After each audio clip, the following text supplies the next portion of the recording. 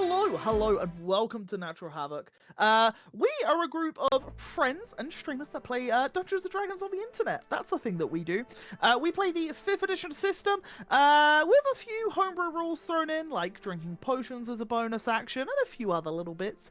Yeah, we are veterans to the game now, meaning that, you know, all of our decisions are completely thought out and well prepared beforehand, and our players know exactly what their abilities do and spells and all that good stuff. So yeah, we're gonna kick things off straight away because you know who we are. But before we do, Eagle, would you like to tell the gang that's here where they can find us and stuff?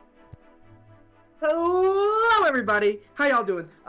Yeah, we have social media. You can follow us on the social media of Twitter, where you can see all our funny tweets and whatever fun tweets we put out there. Instagram, where I've been playing around with last week a little bit. It was really cool. If y'all did not see last week's thing during the little private convo that I wasn't able to listen to, I did post some stuff during that, so that's pretty cool. So you can follow us over there where I kind of mess around and goof off, whatever. Third, we have the Discord. You can go talk to all of us. You can say, Onion, wow, thank you for TPKing the party tonight. That's really, really nice. Can't wait for campaign 2. Or you can tell, you know, Zeb, thank you for your character for opening up this crazy rift that's going to get your whole party killed. Thank you. And then also finally you can watch us on YouTube. Subscribe over there. We can watch all our previous sessions and the one-shots. There's some really cool one-shots over there. And there's some pretty cool sessions. Like you watch the build up to this point where the whole party dies.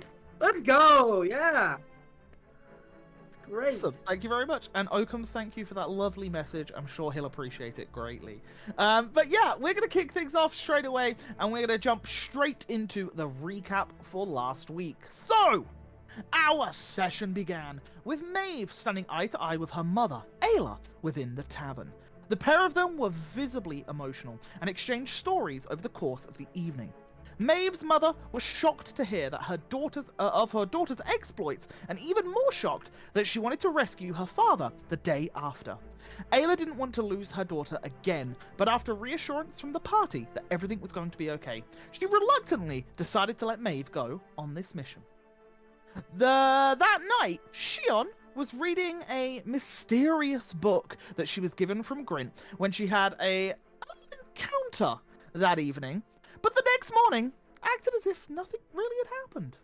Before their departure to the Shadowfell, the party had a meeting with the Echoes, the rulers of Sideshow. They believed that the rift in the Shadowfell was being kept open by someone or something from the other side. And that it would be impossible to close it without stopping whatever it is from within. A tough mission for the party, but everyone agreed to go. Maeve gave socks to her family in Galoin for safekeeping, and not long after, departed to the rift. What the party saw upon arrival was a big, magical wall of thorns, and a number of soldiers from the Golden Order. Most prominently, Kellum, Maeve's childhood friend. But he wasn't the only one. For next to him stood a shackled man that she recognized as her father. And as we jump back to the party, let's start with Maeve. Maeve, you step through this portal, you look around everything that is around you, and you see Kellum before you, wearing the same golden Order regalia of the golden armor with the white and the steel breastplate that he is wearing. You see him holding a helmet under his right arm, and currently just leaning up against a wagon with which you see your father shackled by chains and manacles being dragged out of by 2 other blade singers. And yeah, the rest of you are all stood around as you look around to see that you're now deep within a forest. Sorry, did you say the man shackled, like, can you see his face? You have recognized this to be your father, yes. Yeah, okay.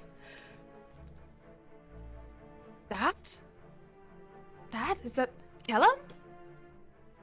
Yeah, and at this moment, you see, there seems to be not restraint from your father, but there appears to be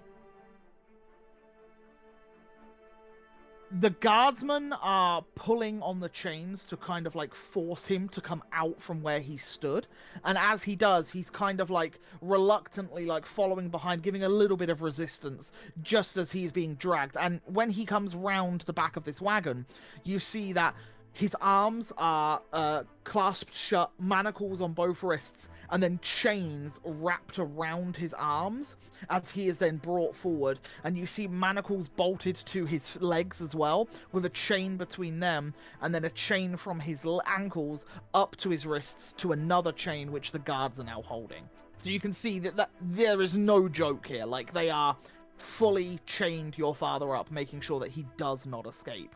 And as you shout out Kellum's name, you see Kellum look towards you, and for a moment there's this moment of recognition, but also like worry immediately crosses over his face.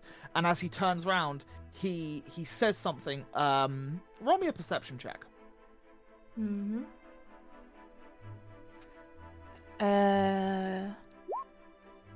13. Yeah, 13. You don't quite catch what he says, but whatever he does say is in Elvish, and he says it to the people behind him, and it's more of like a phrase or maybe a command that he is giving to them. And at this point, you don't notice both of the guards lax the chain a little bit and seem to not be as, not hostile, but like brutish in their approach of like bringing your father around, as if maybe like, you know, show a little bit of respect or some sort of thing like that. And as that happens, yeah, the rest of you now see there's this gentleman before you. You see the wagon that he's been pulled out of, and you see these 3 blade singers, and then Houndir walks past you, Maeve, and stands beside Kellum. Maeve, is that actually you? Yeah, it's me. What's going on here? How are you? Yeah, I'm fine. Sorry. Bring Zeno around. And as he says that, they bring your father round, and you see him tattered leathers. You see him a little bruised around the jaw. You see that there's clearly been a conflict. He's been in some sort of fight within the last maybe few days. And as he's brought around, you just see a beaten, almost broken man before you. And as he he walks around, he doesn't even look up. He's just looking at the ground, like just being dragged along by these chains. And Houndir says, "Well, Zeno, your daughter Maeve is here."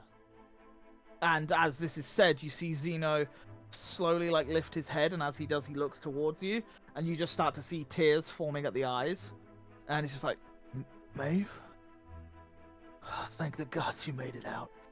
And you see this like half smile cross his face. Dad, what's going on?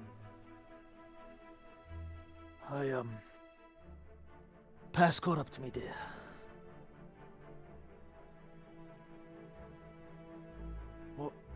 Why is she here, Houndir? Well, your daughter has volunteered her...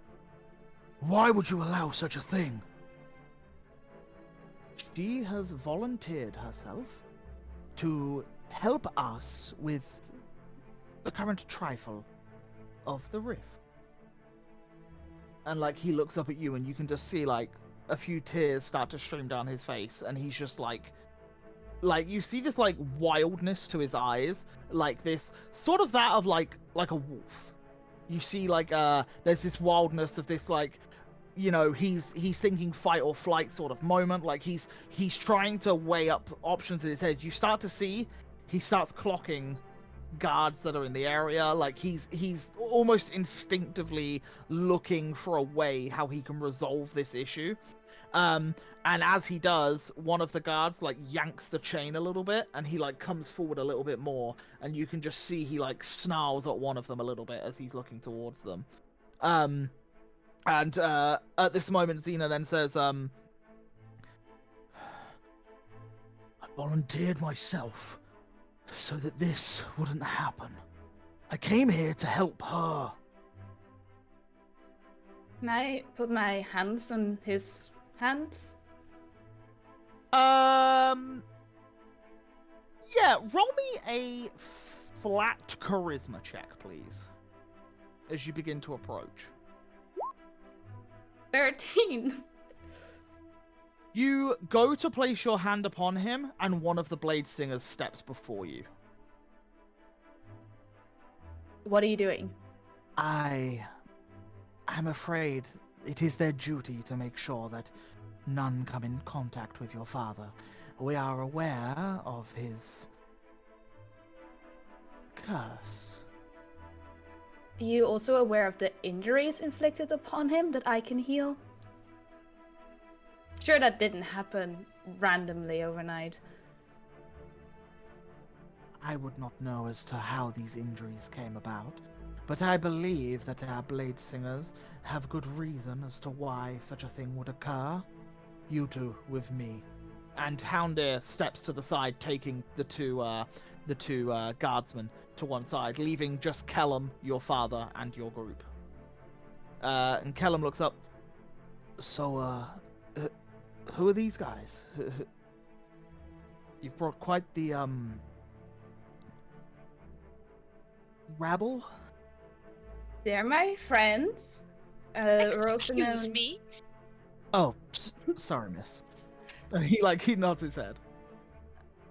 Also known as the Iron Vortex. Oh. Wait, you're a part of the Iron... You're the ones working with Arantis. Why? Well, we're wardens of Arkenville. Why? How? Because we happen to solve a lot of problems every time we're in the city, and so we were awarded. I don't know, how do people become wardens? I don't know, I just got called into the council one day, and now I'm a warden. Wow, are they really giving anyone a warden? Listen, Hey, not listen, speaking- Well, no. I mean, no disrespect to you and your ability. I just mean that you're not from Arantis. You're definitely not. And as he points towards Arcturus, you're definitely not from Arantis. Neither are you, or you might be, as he points to Erhard. Like, he's the only one that's guaranteed could maybe be from Arantis. Well, we got together at the right time. Right. Or maybe the wrong time, but we were in places when it was necessary and needed. And we did services to people. We helped people, and they've shown themselves grateful. And we needed money. And guess what? They have a lot in Arkenville. I'm sure they do. And he looks over his shoulder at Houndir grilling these two blade singers that are there, and he steps one step forward towards you, Maeve, and he's like, but what the fuck are you doing here? Who, Houndir does? No, Kellum. Oh. As he looks over his shoulder, sees Houndir and the two there, and then Kellum whispers to you what are you doing here? In Elvish? Or No, common, so that the others can hear as well. Because he doesn't know who speaks it or not. Okay. Well, I whisper back, stage whisper. Yeah. He's right. We're here to help. Why? They're sending my father on a suicide mission, so I said I would go, and my friends don't let me go anywhere alone. Indeed. Okay. But you've heard how bad it is in there, right? Yeah, but Bad. this place is actually where I used to reside for the last 15 years. It was my duty to keep it safe, and I left, and now this has happened. Okay. Jesus, just makes so many more problems. Maeve, by the way, the guards were pulled away from your dad, so if you want to help him out, this might be the time. Oh, yeah. Since, Houndir pulled them away. and Kellum stands in a position, like he like looks over his shoulder and like edges over and stands so he would be blocking I viewpoint. will too. I'll kind of like use my big body. Oh, Okay. Andros, by the way, her real best friend. He like looks up at you because he's only like 5'10". He's not like particularly tall. Well, he's relatively tall, but yeah, he looks up at you and it's just like, right, well, pleasure, Kellum, her old best friend. And he extends a hand. Well, I'll shake his hand. You chose a good group of friends. They certainly look capable. We took down a sea serpent. We're more than capable, okay? Don't forget the professionals. Drake, Andros, the Yeah, Drake. drakes. Yeah, we're professionals. Well, trust me. Any problem you got, we'll take care of it. Okay. We will do our best to help close this, well, anomaly that, personally speaking, might be partly my fault. So you mean Might be technically... completely my fault. Okay, sure. do you mean technically your anomaly? Wait, are you Vidstaff? Indeed.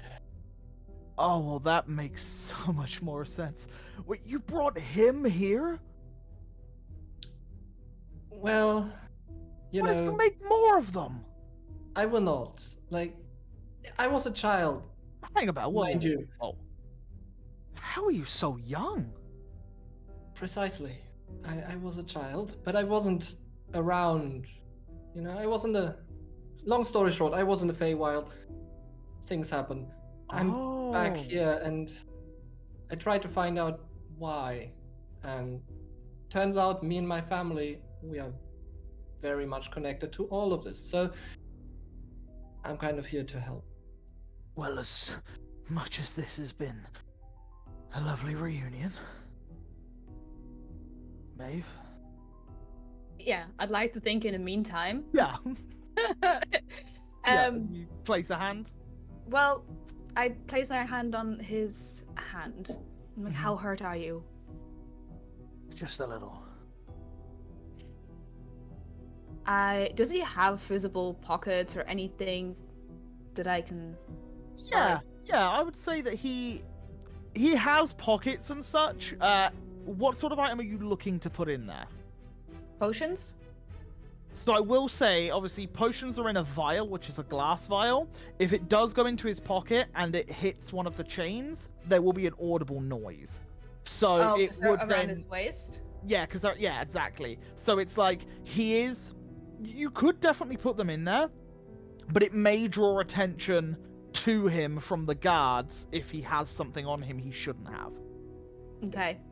In that case, I'm just gonna cast Healing Word, even though I'm standing next to him, and see what that does for him. Go for it.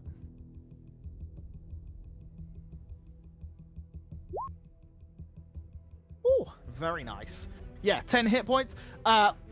You see that he this wave of energy hits him, and as it does, you start to see like a couple of like grazes and cuts on his like jawline just start to heal up like a rapid pace. And as they do, like the smirk comes back to him, and he's like, "That's my girl." I have potions. Once we get these chains off, come to me. Oh yeah, they were planning on taking me in there within a few minutes. Right. If you need more time or whatever, I'd talk to them. Maybe. I've got some holy water, and if there's anyone here that can help with that, like clerics, that could be helpful. We do actually have some. We have a couple of clerics of Kalir. They're not too far. Do you need me to get them? If you don't mind. Yeah, Cool, yeah, please, yeah. And you start to see he runs over to a tree, and he starts climbing up this tree, just like jumping up the different branches, climbing all the way up to the top. And he gets maybe like 50 foot up, and as he does, he leaps off and he pulls out what looks to be like a giant leaf attached to different bits of like wood. and like branches, and as he does, he starts gliding through the forest, and then you see him with one hand holding onto the center. He casts a spell as wind pushes him back up, and he keeps the momentum going through the forest. And yeah, he glides off cool. into the woods. Okay. That's all right. Yeah. So Loud way to move. You know what I mean? Could be a little quieter. I mean, can you climb a tree like that, Andros? Oh, 100%. I don't think I'd have a problem climbing a tree. No. Do it. Want me to climb a tree right now? before Yeah. you run off, Come on, guys. Ross. Come on. No, we're getting ready to go into a place. I don't want to be a brother- show off yet. I gotta show off when I'm in the zone. You know. Okay, the but only thing when will be we showing off. when we deal with whatever's in there, you're gonna climb a tree for us. I'm not gonna climb a tree inside of the freaking thing. I mean, that's crazy talk. The only thing he'll be showing off, Shion, is his butt to the floor when he falls. No, I will not fall. Okay. Guys, I know I've been kind of out of it the last day or so. I mean, I feel like I've been through years of my life within hours, but do we have any plan of what we're doing in there? Oh, simple. Very simple. You opened the rift. You're the one who's supposed to come with a plan with how to close it. Whoa. He was a child. How are we expecting a child to know how to close a rift, okay? Look, the plan is simple. Obviously, something has opened it, right? So all we gotta do is find some weasel that's opened it, and we just beat him to a pulp, let him close it, and then, Andros? we talk about the council, we get out. Andros? Yeah. If that could be a solution, it's standing right over there. Go beat yourself ass to pulp, and maybe it what- will close. What I'm saying is something has to be keeping it open. Because I don't think it would stay open this many years afterwards. I don't think Erhard has, no offense Erhard, I don't think he could have kept this thing open for years. So obviously something's in there keeping it open from the inside. Well, let's... Maeve's father gestures his hands towards Andros and says, "Yeah, he's got a point. Yeah, see, I've gained some brain cells recently. My plan was to sneak on up, sneak on in, beat up whoever or whatever I need to stop it." Well, before You we sneak knock too? me out, I like it. Me and him are gonna be friends. it's someone on the inside, I'm sure. Okay. And also, I was far away from here when stuff started acting up. Like, Right. I So do I'll go think in. the council mentioned. Like, So I'll go in, I'll beat up whoever I need to beat up, and then we leave. I like that idea. We are gonna beat up whoever's in there. I like we it. all gonna go. I can make it even better for you. You don't even have to beat up a person. Just destroy the item and then sneak out. Maybe even Oh, better. like the stone that we had down in the fireplace. Remember that? Yeah. The plane of fire? Yeah. Yeah. The stone that you guys got very attracted to. Yeah, it Really was attracted. Yeah. interesting, but actually, yes, there should be an item that's like this key to the door that holds it open, Ah. and if we destroy that key, the portal will close. But we But have to then- go in time. And get while back. we're doing that, Right. Maeve's dad can bite me, so I can be whatever. Oh, whoa. You Cool don't as want... fuck. Yeah, I'm I won't be doing anything of the sort. We'll see. And I give him a wink, like a, yeah, gotcha. Yeah. I know, That's yeah, how I he get it. gets I get it. himself locked up again. And he It's inside gestures to there. all the chains wrapped around Is it- his like We're arms. gonna be inside there. They're not gonna see him, give How me are a we gonna little. explain you coming out foaming at the mouth? I'm not gonna foam at the mouth. It's disgusting. He only foams at the mouth when he has been drinking. To be A little fair, bit. in the early stages, you don't really have a choice. Ah. Andros, It's Andros, yeah. You remembered my name. That's cool. Dad, can I just ask one thing? Okay, because this Yeah. is very lighthearted now. But before we go in, did you do it? Did I do what? The reason why you're chained up? Of course I I did. saw Mum in Inside. Sideshow. You want an insight check? I Go want for to it. insight that. Yeah. 16. You've only just met the man. Mm-hmm. He's clearly he's been in a bad situation. He's chained up. He's just seen his daughter for the first time. You don't notice any differences from the conversation before to the conversation now. There's no noticeable smirk or like twitch or like him sweating or anything, as if he would be lying and like under that pressure. He's either very good at lying or he's telling you the truth. It's one or the other.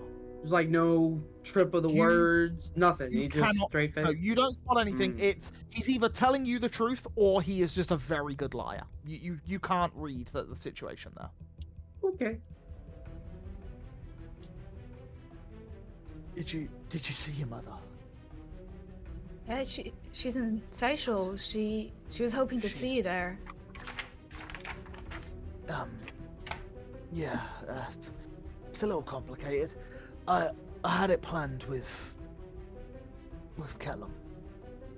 I didn't want to tell your mother because your mother would have told me no. But stupidly, I did this to try and find you.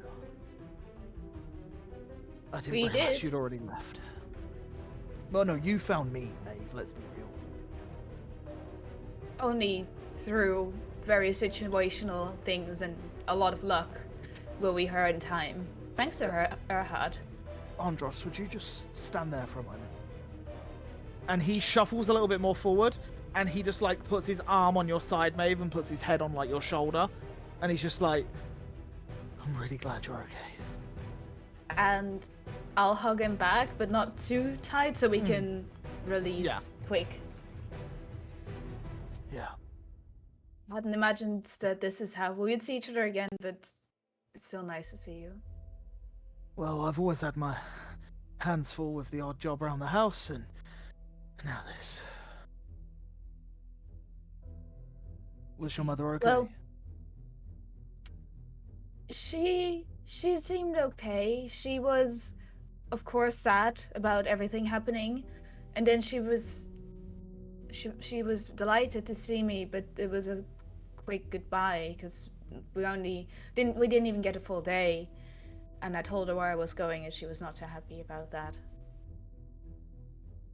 Yeah, that's why I didn't tell her. Look. If things go bad, your mother's in Canothalor.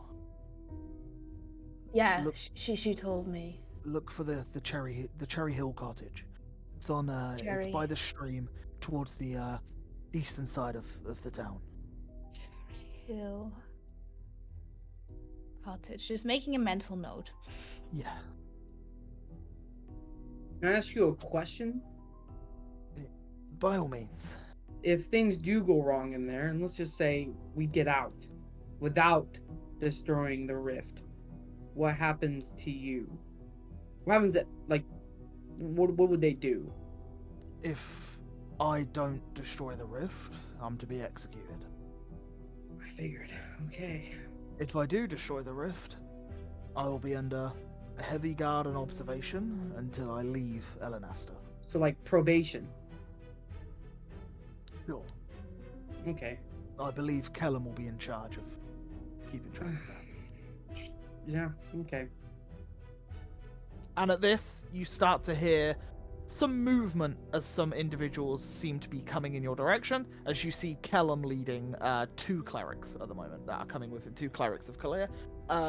And you also see that the two blade singers are making their way back with Houndir at this point. Break it off. Okay.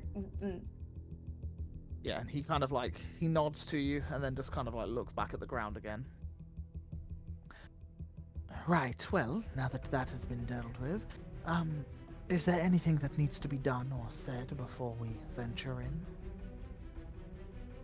Well, I have reason to believe that any type of radiant damage could be helpful to us, and this is why, and I hold open my bag of vials of holy water, these could be of help to us. My, that is quite a lot of holy water. Yeah, we went to the temple. But none of us are quite proficient with any radiant damage. However, these can be infused with our weapons, or maybe even with myself. But I can't do this, but I heard that some paladins or clerics have the ability to do so. Yes, I'm not too clued up on the way that the clerics infuse the holy water, but I have heard rumors of it in the past. Some of the blade singers have sometimes been accompanied by such a cleric to infuse blades on certain missions. And at this point, Callum comes around. You see two priests of Kalir have accompanied him. Yeah, so that lady there, if you just go speak to her. And this lady comes over. It's like, greetings. I hear you're in need of priests. Hi. Yes, we have this holy water. And we heard that you could potentially infuse it on our weapons. We're about to go into the rift. Right. Yes, it'll take us about an hour. Is an hour okay for everyone? Houndair looks, nods. Kellum nods as well, as does a few of the guardsmen that are there. Well, we'll get ahead of it. We only have 2 priests to spare, so what blades or weaponry would you like infused? Andros, would you want one of your weapons infused? I pull out my chakrams in the meantime. Sure, I'll pull out my rapier and hand it over. Bow the veil. Okay, so is it 1 chakram and 1 rapier? Sure. Okay. So we will say your main hand chakram, Shion, whichever one you use for the main hand, and Andros, you both have after the hour is up, which will go undisturbed. Can I read my book? Can I read my book in that time? Sure. Yeah. That's absolutely fine. I will just double check how much damage it does. I believe it's 2d6 extra, but let me just see. It is, yes, 2d6 radiant damage. Question then. Yep. If my blade is already magically infused with something, that just adds onto it, or does it take away the... Correct. It's kind of like a poison. Like you can apply it to a blade, and then that blade would have that effect. So yeah, the holy water would be infused with the blade. It lasts for 1 hour, and it will do 2d6 radiant damage. Okay. Is that on every hit or just the first hit? It is specifically on fiends and undeads and forms of corruption. But is it on 1 hit, or we don't know? It will be it is for an hour. It lasts for 1 hour. Okay, so any hit within an hour. Correct. Okay. And then with the remaining ones, I will give 2 to Erhard, 2 to Arcturus. I'll look over to my father. Can I give my father some of these? Are you guys gonna be mad about that? Is that okay? At this current moment in time, I would believe it safer if your father had no belongings upon his person until the other side of the Wall of Thorns. Okay. Then I'll keep the rest on me for now. Just in case he was to, and he looks at your father, escape with belongings such that you had given him, you would be an accomplice to his departure. Yeah, I wonder what he could use that for on his escape. Well,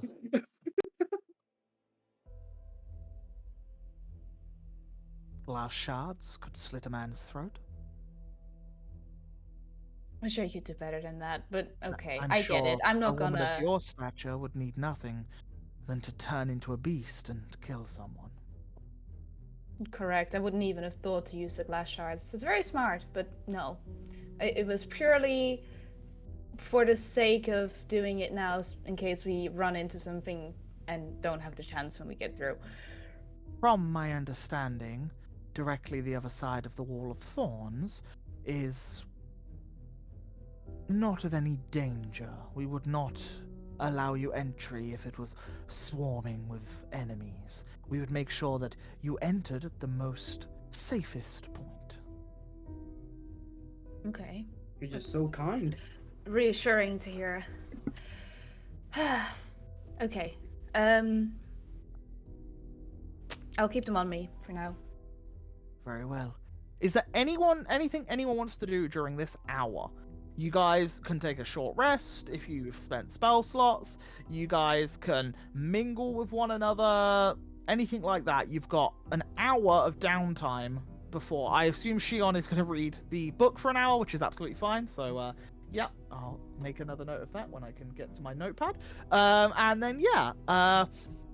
Well, Mhm. if no one else is saying anything, essentially, and we all here together,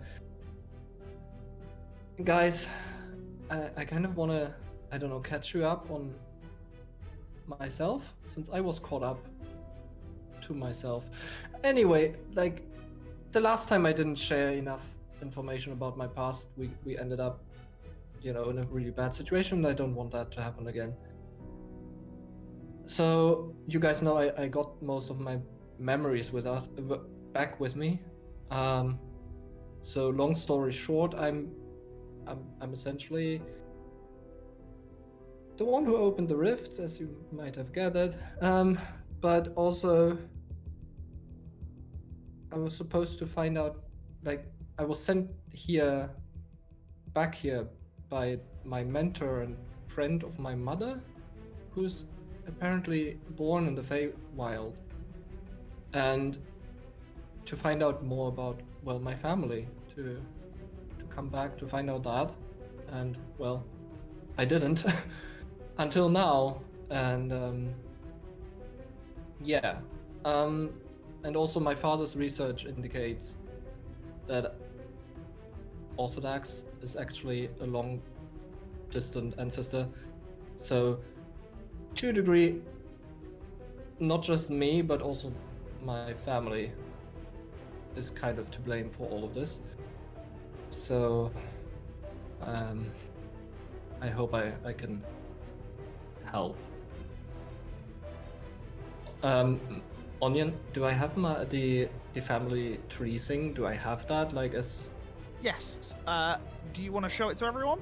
I would just kind of pull it out and just kind of show them, more or less briefly as I'm mentioning all that, and that essentially my great-great-grandmother is potentially still alive over there, who's Orthodox's, you know, wife. Maybe she knows what he did. Maybe she can help us figure out how to fix all of this if we ever get there someday. Doesn't really help us with this today, but just wanted to throw that information out there so you guys can know. Yeah, it's a lot, and I'm still trying to comprehend it all. But here we are. Hang on a minute. Are you saying your great-grandmother is Orthodox's wife and your great-great-great-grandfather is Orthodox? Yeah. It doesn't matter how many great, but they're your family. Yes. Like, there's family. I actually have family living still in the Feywild, and I was supposed to go back at some point, but I lost my, like, I got like a ring supposedly from my mentor that I was able to communicate with him, but Mama Fortuna obviously took that away along with my memories. Mm-hmm. Yeah, so somehow I would love to get back someday, and because I was supposed to meet my family, so Yeah. So you're part elvish. Somehow 8th or something elvish, yeah. My parents were both human, but yeah.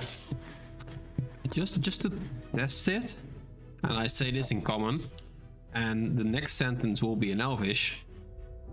So, can you understand me now?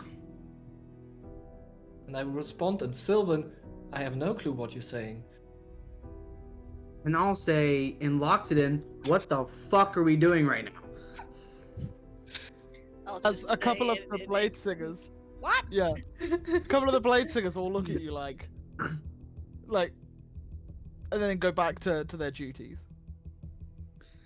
Erhard, Yeah. thank you for sharing this with us, first of all.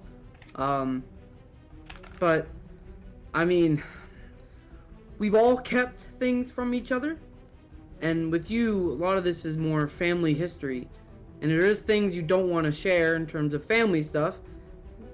That's your right to do, right?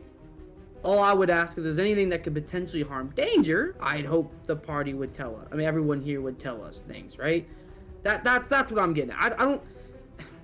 I think it's cool that you shared your family history with us. I think it's cool for us to know that. I mean, you're a great grandson of Orthodox. Is apparently a great magic person. Whatever cool things he did. And that's cool. That explains why you have all this immense, how you're able to open rifts and whatnot. But we're about to, Well, honestly, I'm sharing most of it not just to boast about my family tree, but it seems very fateful almost that I'm here. That my mother was the first to ever cross over again from Symmetra. And yeah, it's just all closely together. And well, Orthodox the one who made Symmetra go away and essentially thinned the veil between all of it, and maybe therefore also enabled me to even open portals like that. So maybe, in the future, yeah. Who knows what else might happen? I just wanted to, put that out there. Maybe someone at some point will be like, yeah, well, sure, I know that, and I also know other things, and they will, put things together and use me or something. I don't know. Just for transparency and just in case. Thank you for sharing. It's a lot, you learn a lot about yourself. It's really cool. I mean, but no worries, Arad. We will help you, and we will keep you safe. If you promise to keep us safe. Yeah, I will. Oh, by the way, I've also learned I'm born like 60 years ago. You're like a grandpa. You're like my age. Yeah, I was bit born in different. 1407. Like, it's just. Yeah, me and you are like the same age. That's cool. Yeah. Kinda. Yeah.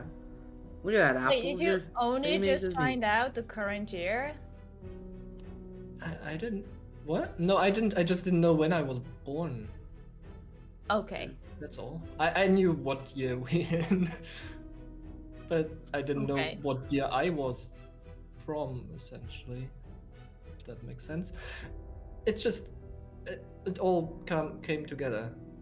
Like, the trials that I had to go through with the echoes, they, like, revealed for me, like, that happened in 1412, and I know that I was roughly 5 years old, and,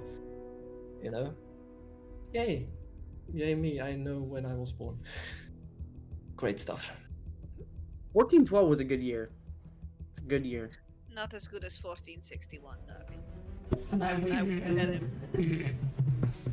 Yeah, I mean, but you remember 1412 is the year me and the great grandson of Orthodox were born. So obviously that's a great year. I mean, that's two gonna be historic people that 200 years from now, I'll probably still be alive by then. But people are gonna learn about me, and I mean, in their history books. Oh yeah, Also, Eldros. The great Lox, the first Loxodon to ever go to the Shadowfell. Come on now. Ondros, That is gonna be.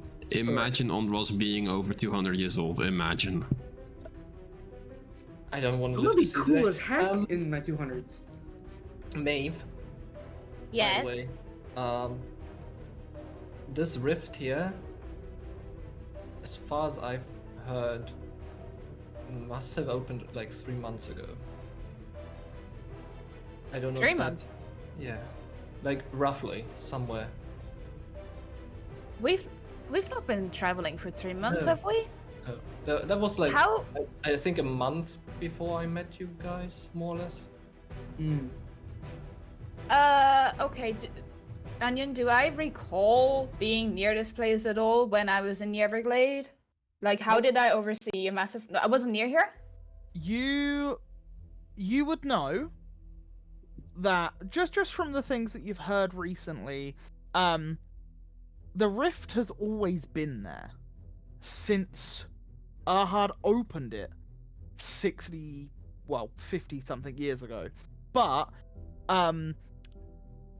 it was never opened. It was like a scar that was just constantly like left in like space and time. You would have known that to see it, to visibly see it, you would have to have like some sort of like sight to see arcane weaves and to see the tear in like reality and stuff. So you would never have seen it. However, from what Erhard is saying, it began to open about 3 months ago, which would have meant some of your time that you were in the Everglade, it was slowly opening and opening and opening, and as that slowly started to open, it got larger and larger, to maybe a point when you had left, it was then big enough for stuff to come through. So you would definitely get the feeling that you would have known if stuff was pouring out, but during your time there, nothing was pouring out of it. There was no sign of this sort of corruption within the Everglade when you were there.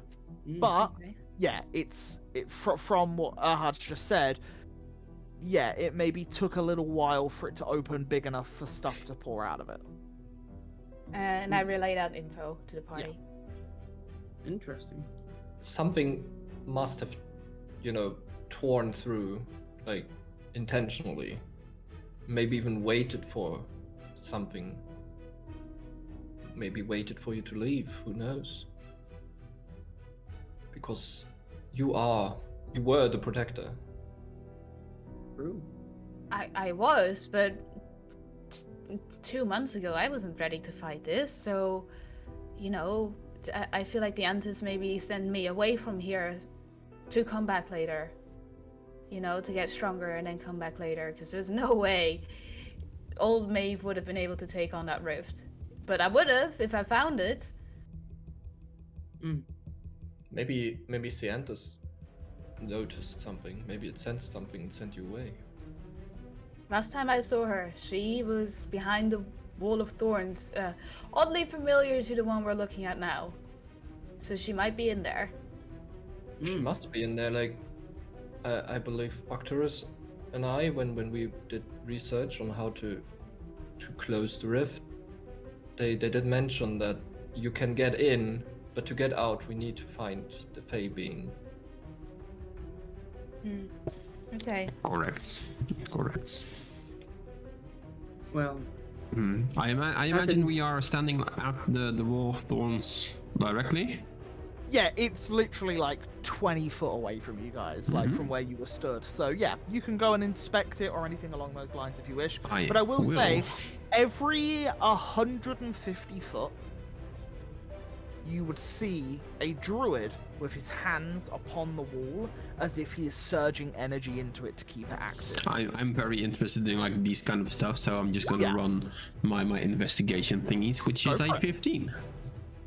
A 15, yeah. So as you're looking at the Wall of Thorns, this is clearly some sort of preventative barrier that the druids within the groves in the forests of Elenasta have forged and formed in a desperate attempt to keep whatever is in there from getting out. From what you gather, because you wasn't here to begin with, you would maybe surmise that the wall was smaller originally. But as time has gone on and more is pouring out and this apparent corruption is spilling through, maybe the wall has had to extend slowly and slowly, and they keep branching out. Because 150 feet away from one another, two different druids, it's not a short distance. That's like, don't get me wrong, you could run that in less than a minute, but like, it's still quite a distance to be able to help one another. And the wall goes out of your sight, your peripherals, so you just see like one side of this wall, and it appears to keep going through the forest. So there's probably 20, 30, 50 different druids that are all channeling energy into this wall of thorns to keep it active and to keep a defensive barrier for all of Elenasta. Okay. I'll just like stare at it, inspect, and like fascinating, just marvelous and fascinating. Because Yeah. I've never seen something like that before. I'm like, wow. Yeah, and you would definitely know that this is clearly druidic magics and like divine in nature. So it seems to also have like these priests that you have here. They're probably blessing the wall each day and doing some sort of divination to try and divine magic. Sorry, to try and keep a barrier up of some sort. So when are we leaving? Hopefully soon. I just want to get this over with, you know? Also, by the way, Maeve, can I just say, your dad and your mom remind me of this really cool book I read when I was younger. It's called Gorgeous and the Werewolf. I don't know if you ever heard of that. About this werewolf who was cursed to live in a mountain, and he was waiting for his true love, and that was, Andros, can you make me a dexterity saving throw, please? Of course. 21. Okay. Luckily, for some reason, this branch falls and almost hits you, but you dive out of the way. Yeah, I figured. Oh, wow, that was a close. Wow, branch was hitting. That's crazy. It hits the ground next to you and breaks in two. Yeah, that's crazy. Otherwise, it might have done like a little bit of damage. Oh, okay. Well, luckily I dodged out of the way. That's crazy.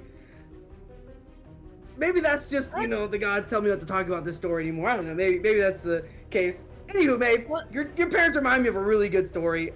You'll have to read it sometimes. Really, really good. Did it have a good ending? Actually, yes, it did. The beautiful song was played. They got married. The werewolf changed into a really handsome person, and they all lived happily ever after in the mountain. It's really, really beautiful. The evil guy Bastion was trying, why? I'm telling you right now, I think that's Kellum. Kellum is probably this story's Bastion. Think about it. Really good book. Bastion. Really good book. Yeah, Bastion. Yeah. Bastion, the bad part. Okay.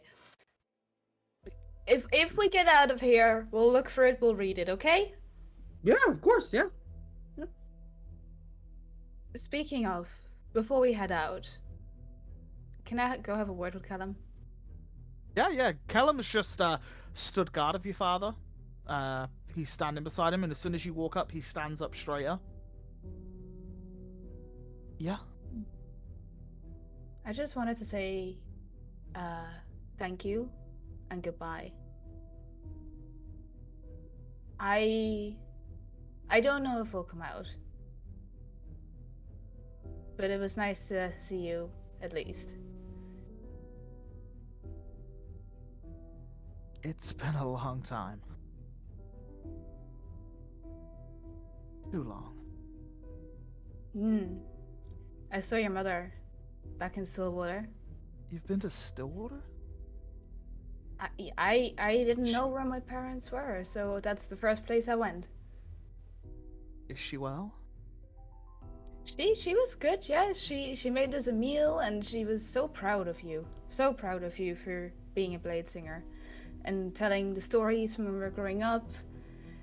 And, it was nice to hear and eat the food that we used to eat when we were kids. Yeah. I haven't seen her for a little while. I've been busy. But thanks for, popping in. giving her some company. We would love to see you again if you have time. Maybe once this is all said and done, I'll swing on by. Are you guys guarding the rift whilst we're in there? Well, Houndeer here has asked for us to stick around for a little while, just in case something goes awry within a day or two of your entrance. How would you know?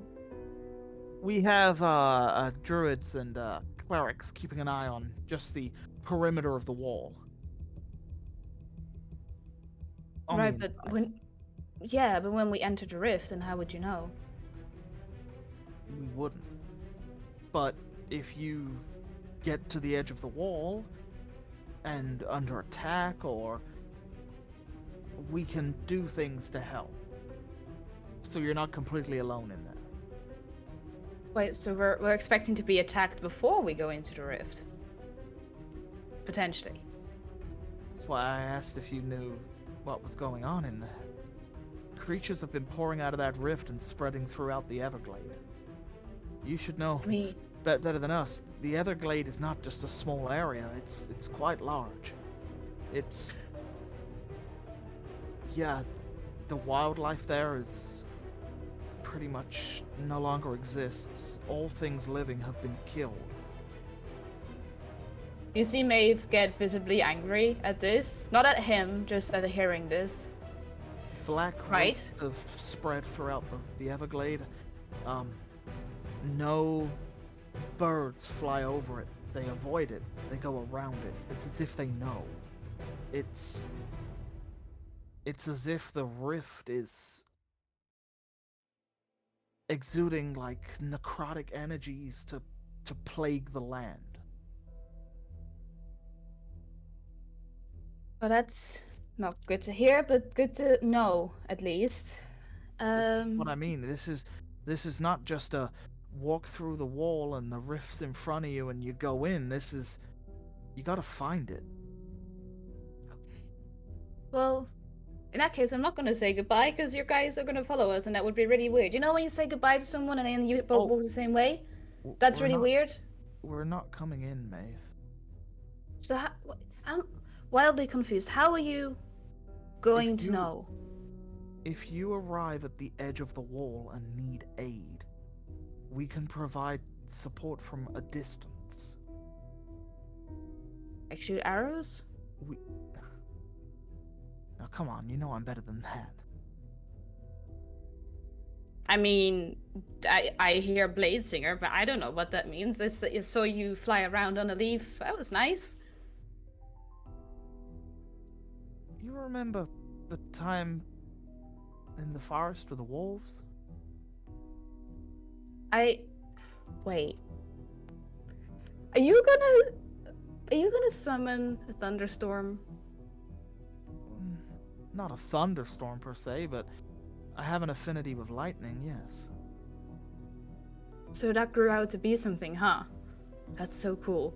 Yeah, it's kind of what us blade singers do.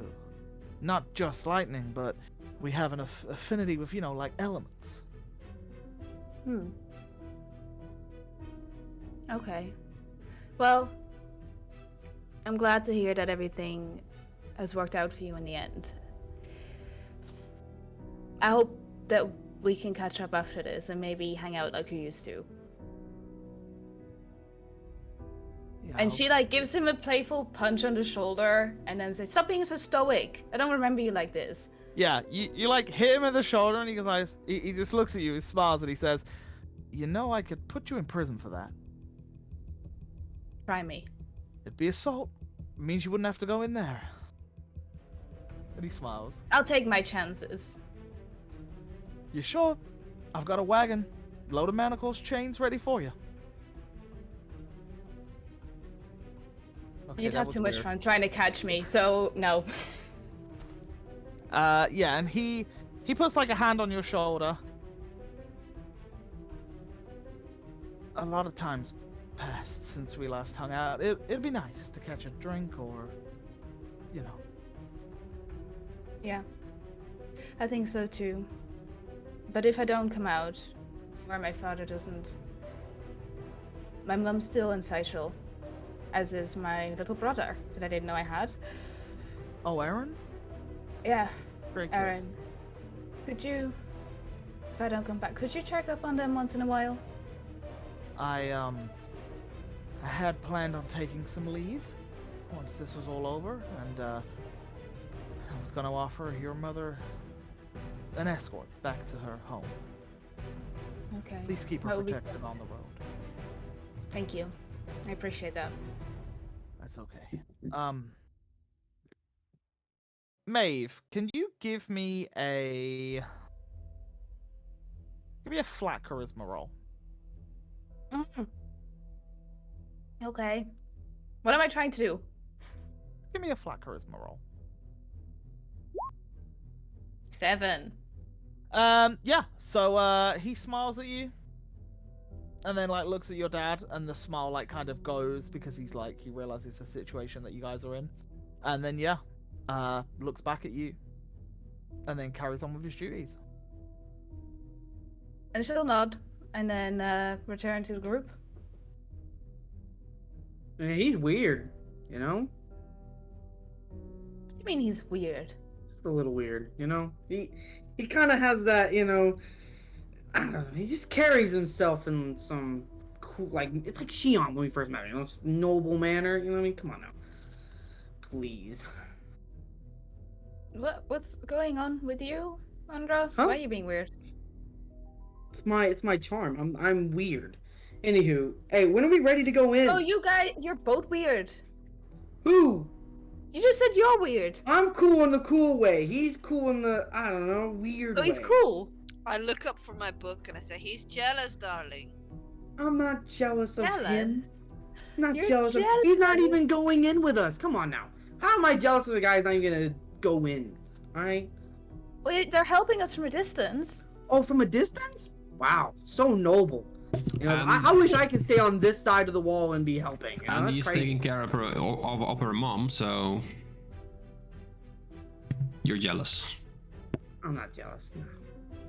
Me jealous of him? No. Inside I am check. cooler. For Do I get a roll Inside anything check, as well? but I want to use Deception? guidance. Andros, go for a deception, please. I 'cause we never all- What is rolled with well my in deception. rolls? Okay, I don't need to do the thing. Yeah. Andros is somehow not breaking under the pressure of you saying that he's jealous. But a little part of you, you know, you did only get a 7. It's Andros. You know what Andros is like. I don't believe it, but I'll let it slide. I'm just ready to go in there. You know, crack some heads, take some Yeah. numbers, be you know, save this place again. You know, or you know, save another place.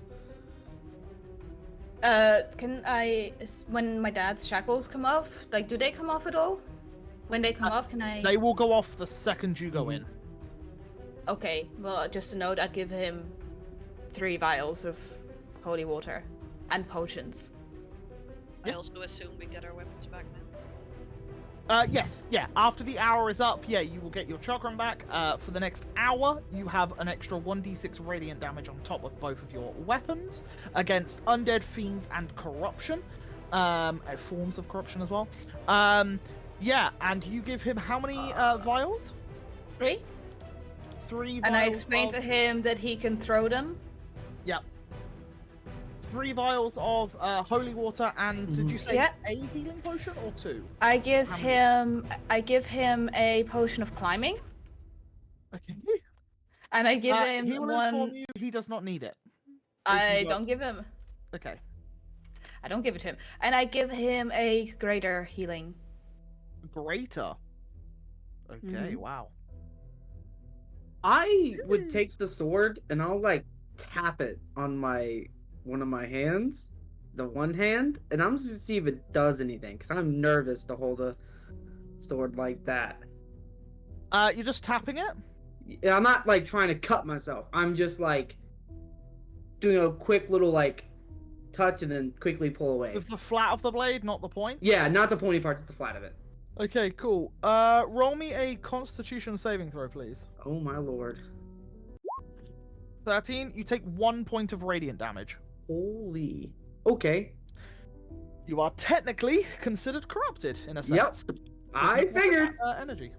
So okay. It kind of like, to give it like a description, you place the blade and you kind of like look at your hand, and I would say where the glove comes up to, you just put it just above the glove as to not draw attention, because it's slightly darker around that section anyway. And as you just place it on, there's like a sizzling burn, and you're like, it's like when you catch your hand in an oven, like you just kind of like and it's just 1 point of radiant damage, which doesn't I would let no one see that. No one sees me. I'll just put the blade back. If you're doing it discreetly, can I have a stealth check, please? Okay, yeah. Or sleight of hand, I'll let you choose. Oh, sleight of hand, it gives me a +5. We'll go. That's a +11 right there. So yeah, +11. Is it set up? That'd be 30. No. Okay. That would be 30. That would be a 30. Yes. Yeah. No one, not even I, see you do this. The gods. What happened? Even you don't even remember doing it. Your hand now hurts. I'll do it again. Yes. Yeah, it would be a 30. Wow, that's ridiculous. Yeah. Okay, cool. Well, on that note, yeah, your hour is up. The ritual has been cast, and you begin gathering your things. Your father is led to the edge of the wall as the two priests then come towards the wall, and as they place their hands on it, the wall of thorns begins to shift and the vines open to make like a doorway, which you can see through. And in the center of that doorway is this shimmering like golden light, which seems to be some form of barrier. But yeah, you see it before you. Dad? Super quick. Yeah. Erhard? Magic things. Weird things happen sometimes. Shion? She's great at a lot of things. Throws chakrams, but also does magic. Really cool. Andros? Sneaky, big damage. And then Nods. Arcturus is portal stuff and magic. Likes to use eldritch stuff. Okay, I stab things, beat things up. Yeah, we're good. My kind of person. I like you. Precisely how you like it. Also, as you say, sneaky. Yeah, that's me. I like you even more. Me and you're gonna be best friends. I can tell. Oh, you all know about my curse. Just be prepared. Oh, Oh yeah. I know. Definitely know. Ashenhound. I will say, okay, you mentioned the name. Before we go into that, Andros, you're the only one with a passive perception high enough.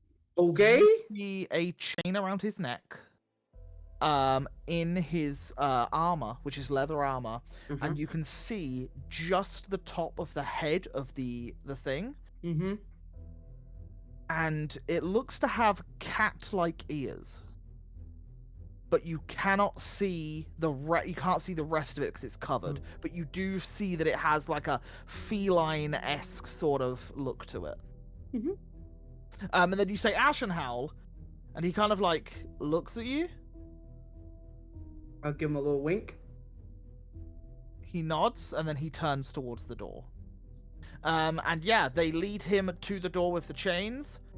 And then two of the blade singers start unchaining him, while Kellum pulls a blade out because he's instructed to. And you can see he doesn't go as close as maybe he should, but he has his blade out in case Zeno does attempt to attack or flee. But the chains come down, and you see him like rub his wrists. Zeno like rubs them, and like that he cracks his knuckles a little bit, and then he puts his hand out. And as he does, they pass him a scimitar. And he takes the scimitar, spins it around, and then, yeah, starts to walk in. Alright, let's go. You follow? I follow. I pull out the shield, sword, Yep. everything. I'm ready. Yep, you follow in afterwards. I'll say, Ahad, you follow in. Arcturus, Shion, you both begin to follow in as well. And then Maeve, as you go in, Kellum just grabs your arm. And he looks at you and he just says, hey, be careful in there, alright? I'll try. what goes around comes around. Saving me from wolves and saving you from corrupted whatever it is. What's your passive perception? 13. Yeah. Okay, 13. Not a problem. Yeah, and you do you begin to walk in? Yeah, I'll walk in. I'll look over my shoulder before I enter and I'll walk in. Yeah, and as you walk in and you pass through this like, it's almost like a tiny little like what's the word, fire beetles, like the little bugs that like light Fireflies. up. Yeah, they're kind of like those fireflies. Thank you, firefly. I don't know why I said beetles. Yeah, loads of little fireflies which are like this shimmering like golden light, and as you step through it, you feel it's this really odd sensation because before you walk into it, your hearing is fine, and then your ears kind of like pop as you walk on in, and the atmosphere feels different from within. The air isn't quite as clear cut as it was. It seems a little more stifled. It seems a little bit heavier. You can smell that the ground around you and the sense of the air and the smells upon the air within this like protective barrier, it smells a bit like damp, like mold.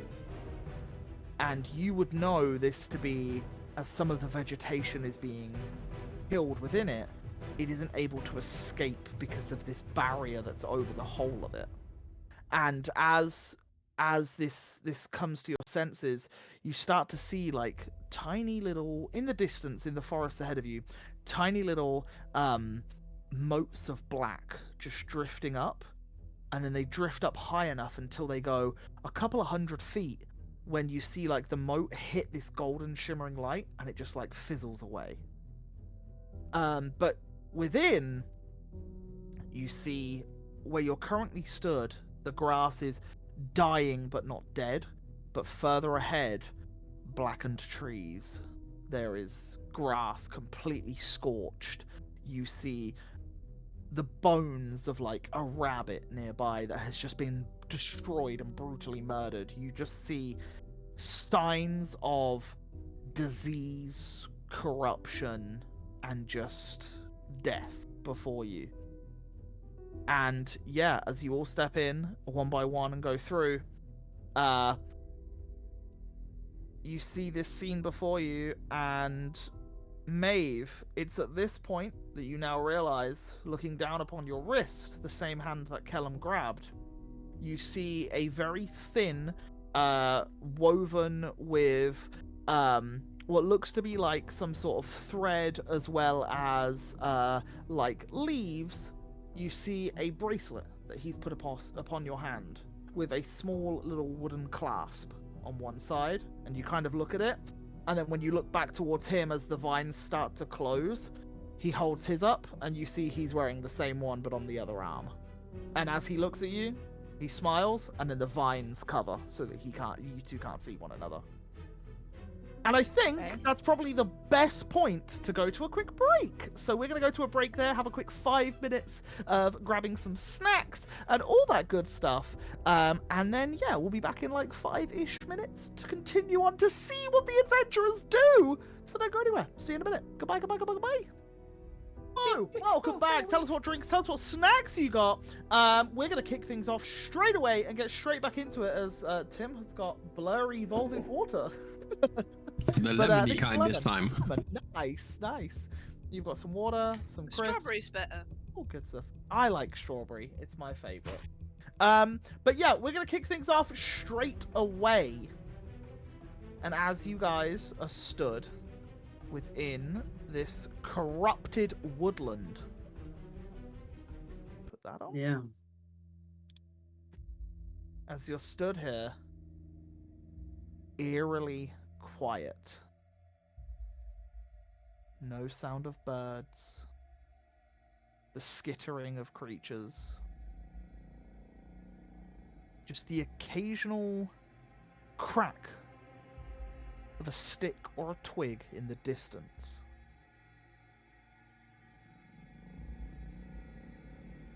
you all look around, seeing various things before you of decay and destruction. It suddenly dawns on you all just how real this really is. What do you guys do? I'm definitely familiar with this area, right? Correct. You traveled the Everglade in your time, and you were last here 2 and a bit months ago at most. And this looks very different. Almost non-recognizable. You see old oak trees that outlived you, outlived most of the people here, maybe bar Arcturus. Completely destroyed. You see vines wrapping around the roots of trees, breaking the roots from the stump. You see blackened bark shooting up like lightning scorches across some of the trees. You see the decaying corpses of wildlife around, and the mold and the destruction of vegetation all over. When you look into here, there is no color. There's no flowers blooming. There's the odd patch of green grass. But predominantly, it is muted colors of greys, blacks, and browns. We need intelligence. And we need a scout. I can do that. There's Where you want me two to go? things. Well, I was like implying on letting Kata in the air. Just for safekeeping. Keep an eye on us. Yeah. Yeah. Can I use my... Can I try to see if I can get a sense of where it's getting stronger? Like the decay? Like... could you- How would you like to do this? So, how I want to do it is I want Andros to kind of like look and like... kind of like move a little bit in a circle, but like... get a good whiff of each direction and see if like there's a point where it gets stronger, as if like... If the rift is open, obviously that area will probably be the strongest. That had the most time to be corrupted. Yep. So he would try to sniff out if there's a way of the direction of where that is going to get like stronger. Okay, yeah, roll me a perception check, and I'll say with advantage because you're using your Keen smelling, smell. your Yeah. scent, not scent, your nose as well to try 22. and perceive. Okay, you take a moment as you go down to one knee and you start to look at the ground and smell the ground to get that scent to begin with, to then try to find where it seems to be strongest, where the scent is coming from.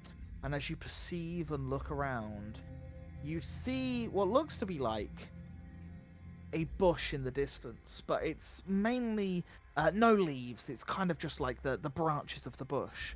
And as you look at it and go past it, the corner of your eye, you see it move, and you look back, and it doesn't look like it's in the same place it was a moment ago.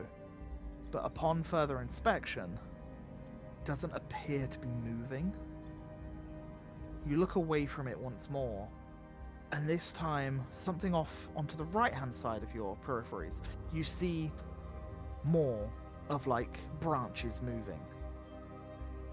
But only ever so slightly, and you're only able to see this because of the roll that you got.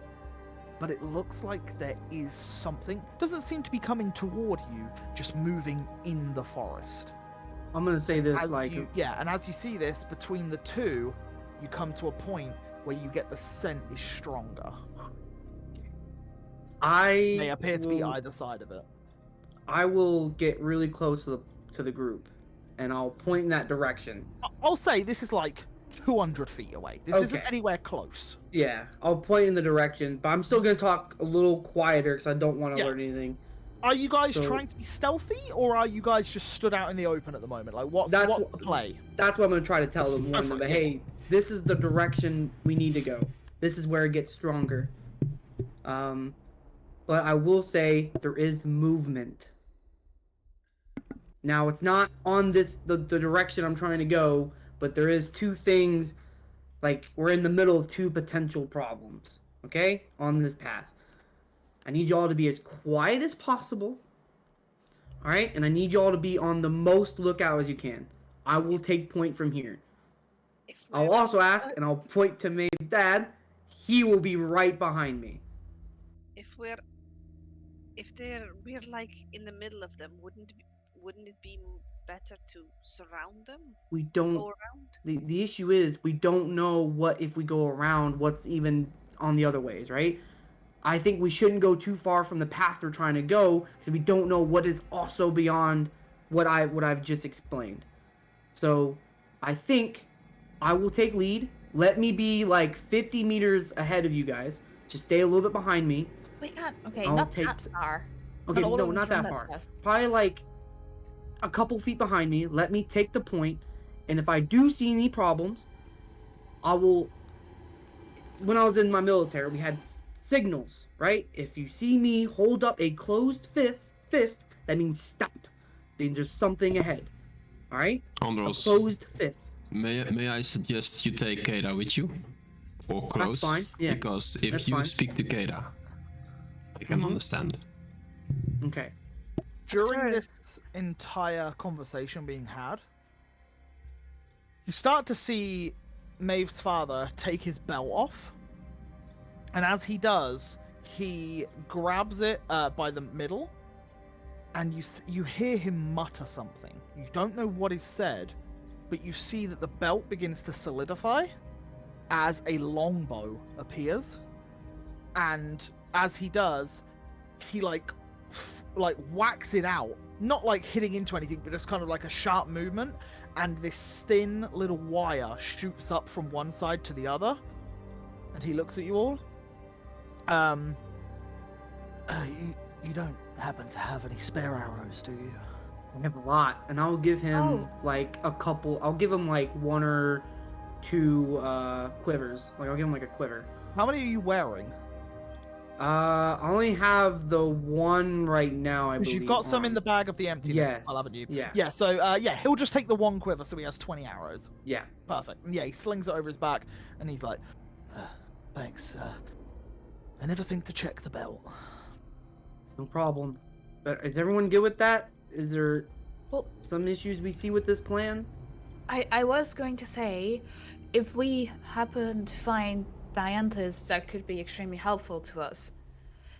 Kada could look out for her too. She's a dryad. It's a woman that looks like a tree, very beautiful. Maybe a child as well could be here if he's still alive. Not I will, okay. I will What- relay what that I- information to Keita, and she will like. What I will say is, branches were moving. What I will say is, maybe not every tree is this thing. All right, so we got to be very careful because we do not know what we're up against. Okay? No, Everything in I- here is yeah. dangerous. Got it. I Right. just, if we happen to find her, it's a perfect person to find in here. Okay. Even if we don't find the rift, she'll probably know where it is.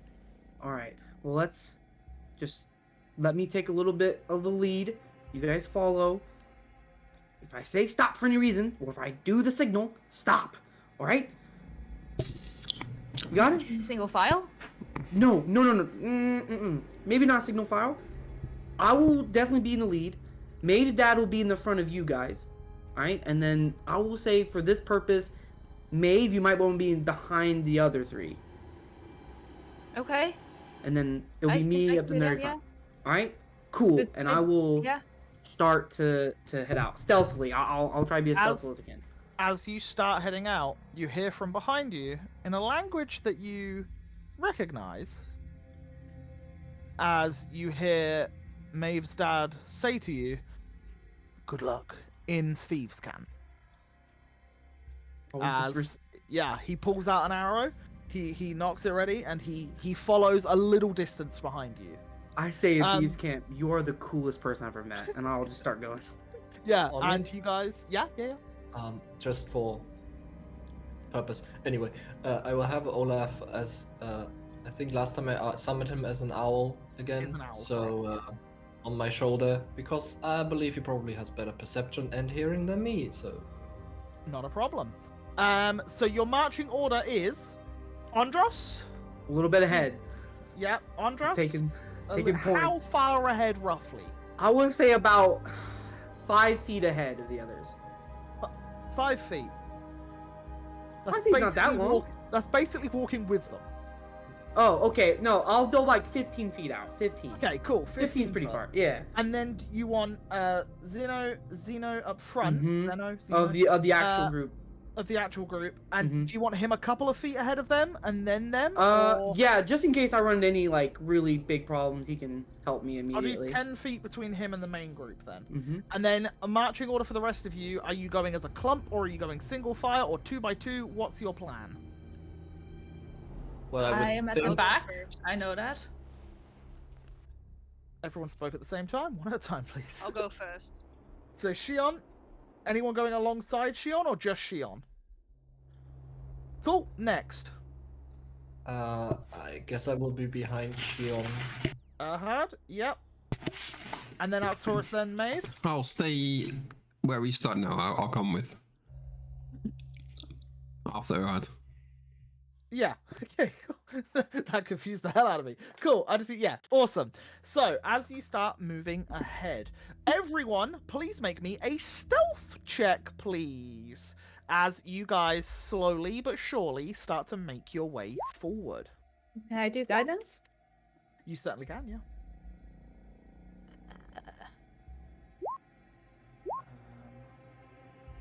Oh my lord.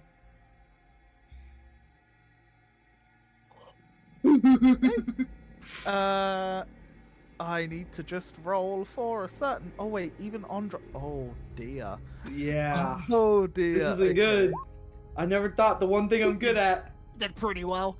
Yeah. Okay, so this is a group skill check, meaning the majority must succeed for the party to succeed. Uh-oh. So let's have a little look-see, shall we? We have got 1, 2, 3 successes.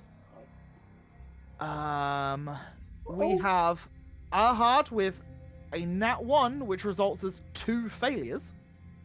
We have Shion with a 12, which is also a fail. And we have a 13, which I just need to double check because I think it's a fail. Come on, so I'll just please! find out.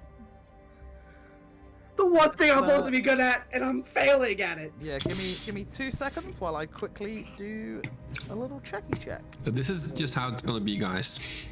Yeah. Yeah. It was meant to be. It was meant to be. My did. plan has Imagine- fallen apart immediately. Imagine the rogue being the one that it comes down to. I can't believe I rolled that low. I'm usually so good at this.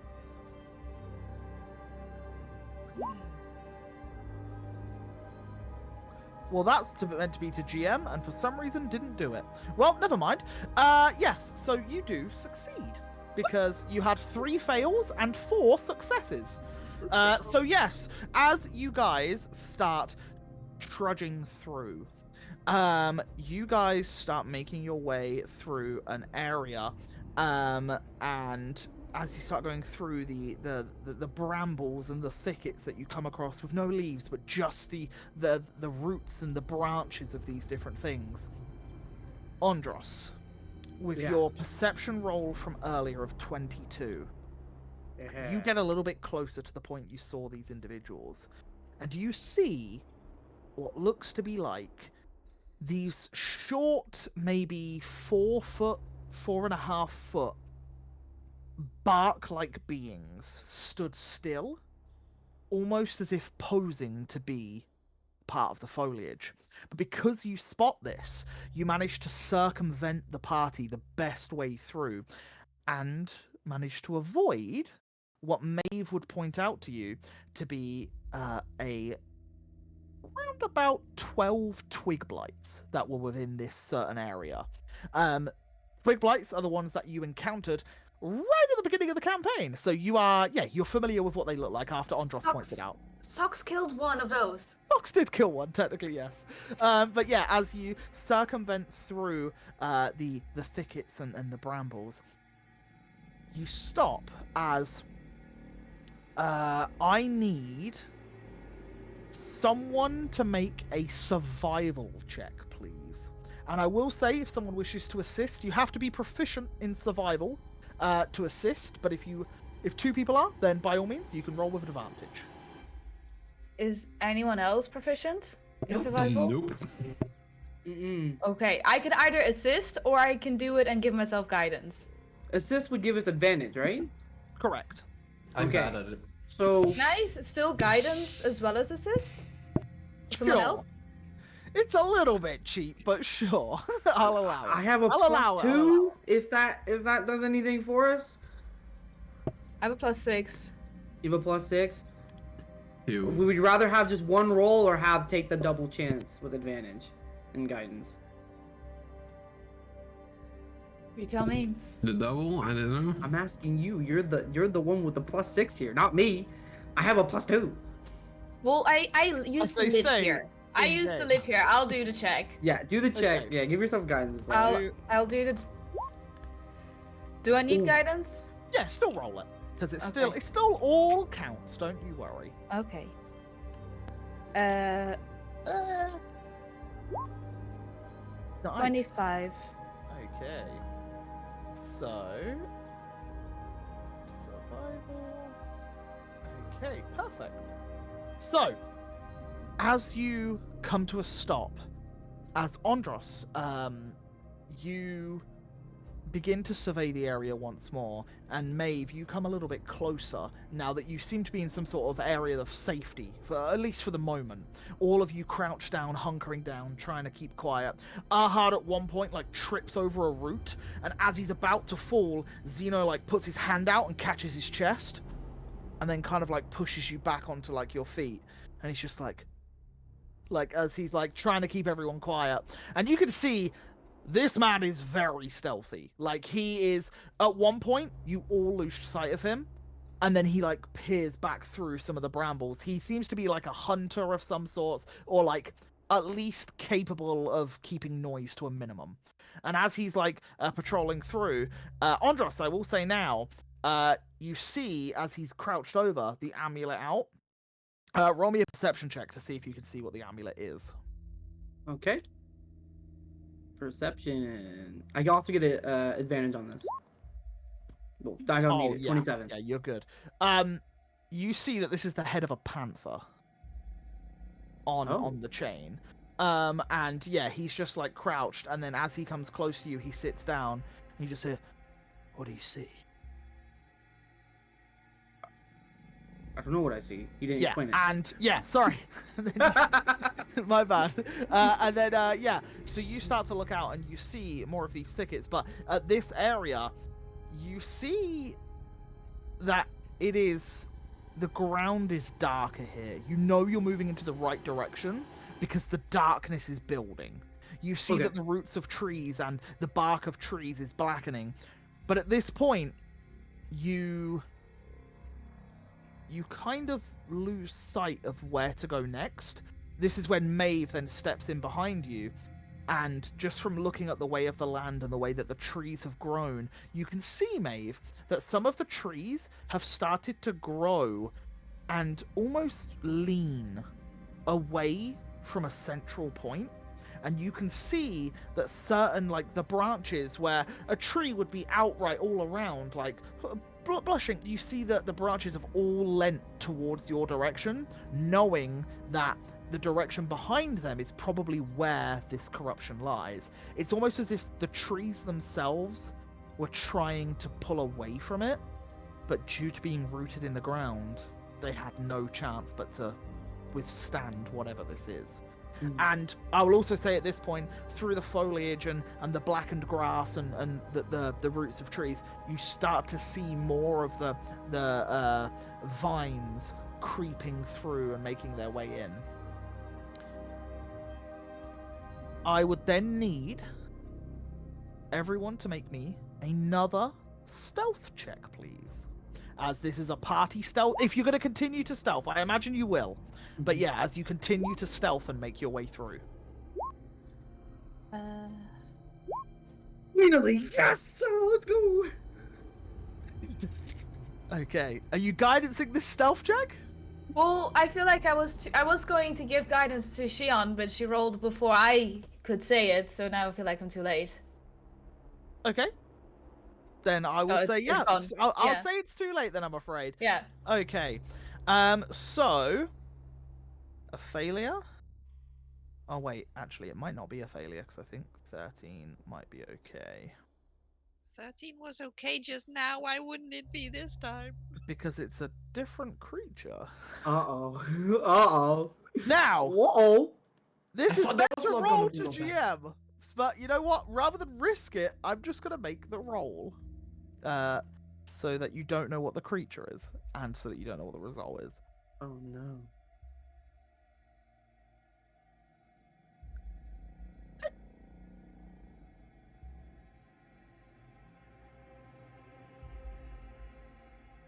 Okay. As Andros, you begin to head forward. Mm-hmm. You pass through some of the foliage and some of the brambles, and as you get closer and closer, the mold and the smell of decay is getting stronger and stronger, and the color and the life from all this wildlife before you is just diminishing. The fauna here and the flora is just dead. Nothing seems to be alive, and as you creep closer and closer, you pull away from the group 15 foot as you instructed. Closely behind, not making a sound similar to yourself, Zeno moves in tandem to you, following your steps. Every step you make, he follows in the same footprint, following you down this pathway. As Shion, Erhard, Taurus, and Maeve begin making their way as well. Maeve, you see what looks to be like a robin laying on the ground. And you can see black ichor coming from its mouth. You can see its chest beating rapidly. And it looks like its legs are like kicking as if struggling, as if dying. And as you start to walk past it, and this sorrowfulness begins to overtake you, you misstep and stand on a brittle branch as a snapping noise is then heard. Andros, you begin to see with your passive perception and your perception of 27 earlier, things in the forest begin to shift and move. Did I hear the branch broke? Yeah, you definitely hear that. I yeah. would have You hear immediately it snap. like You look back and you I see would've- Maeve. Yeah. yeah, I would immediately like went backwards. Mhm. I would everyone would stop, but then I would move back to Maeve. And I would Yeah, just kind of so- get ready. I'll stand in that place, get ready. Uh-huh. Yes, well, I guess I see Ondros signaling. I would use my one of my mage armor spell scrolls. Okay, so you read out the spell. Oh, do you? Oh, yeah, you have to read it out. Oh God. I'll just check the mage armor Yeah, probably. specifications, but if it's vocal, which I'm pretty Yeah, sure it yeah. is, you will have to read it aloud. It is. It's vocal, somatic, so you have to do hand gestures as well, and you have to read it aloud. Well, So I if- guess then I if will you- just wait. Yeah, you wait a second? Okay. As you do, yeah, you all begin to see the shifting of things moving towards you.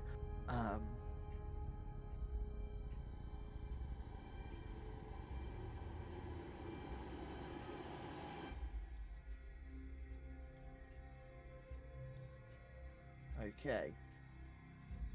At this, Zeno looks to you all. quick, this way, this way. And he has spotted what looks to be like a part of the ground that dips slightly and goes below, as if sort of like a stream once was here. And as he steps down, it's just wet mud at this point. It's not, there's no water running through.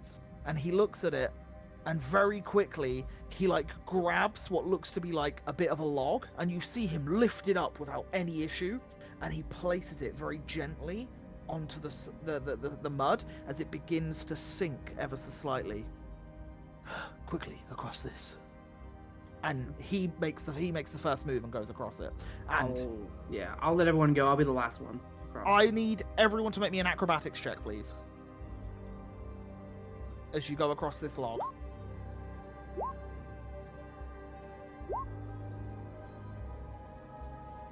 Okay, I need to make him one. I was like, where's the other one?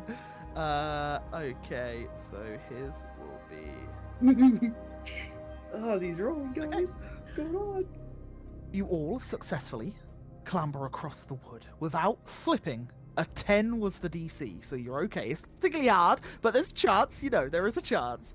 As you all clamber across the log, and you move into some more of the foliage, as you all see these 5 foot, 6 foot tall creatures. You see they have needle-like vines sticking off their torso and head, as they seem to be currently moving closer and closer towards the snapping of the branch. You have circumvented this encounter, and as you start moving around, you get to another safe haven. And this will be the final safe haven before you see before you vines upon vines, very similar to that of the sea serpent's lair, folded over the top of one another. You see here the trees are completely destroyed. You see logs and twigs on the ground, and the occasional tree twisted, warped, and blackened with lightning-like strikes across them. The motes of decay and mold that float up to the sky are thicker, and the air here becomes almost too thick to breathe in, but all of you slowly but surely breathe heavier. As you see this before you, the smell of mold grows ever deeper. And I would need... Let me just double check one thing real quick. For the final check... Wait, it just loads. I will need from one of you, please, a investigation check, please. It's not me. You guys want I look at Curtis. me to do it? If anyone else is proficient in Arcturus, in investigation, they can assist Arcturus and give him advantage. I'll just slide my fingers down his cheek. You got this. I am proficient in you. Is anyone proficient in investigation? No. No? No, but I can guidance him. Okay, there you go then. Let me just double check. The Maeve's dad. I don't think he is. No, he's not. Okay, cool. Yeah. So by all means, make your check, and you can have guidance on that roll. Okay, so first, okay, thanks for the guidance. Plus one. It's something. It's something. It's a net one. Fantastic. Oh my lord! But it's a 4, so that is a total of 11. 12. Well, I will bend 12, right? 12? Plus one Luck? as well. I will bend luck on that. You're gonna bend So luck. Another Let- D4 on top. Okay, so that's a 12 because it's plus 1 from guidance, plus 4 from your It's own. great. 15. Like Yeah, I need what- to roll a D4 on top. Sorry, yeah, Arcturus, what's your plus 4 from? From my skill, let me quickly check. The tireless precision. Yes, brilliant. I just wanted to make sure you weren't rolling for guidance. as No, well. no, cool. no, Yeah, it was not that's guidance. awesome. So that's a total of. So you rolled in D4s more than Arcturus rolled.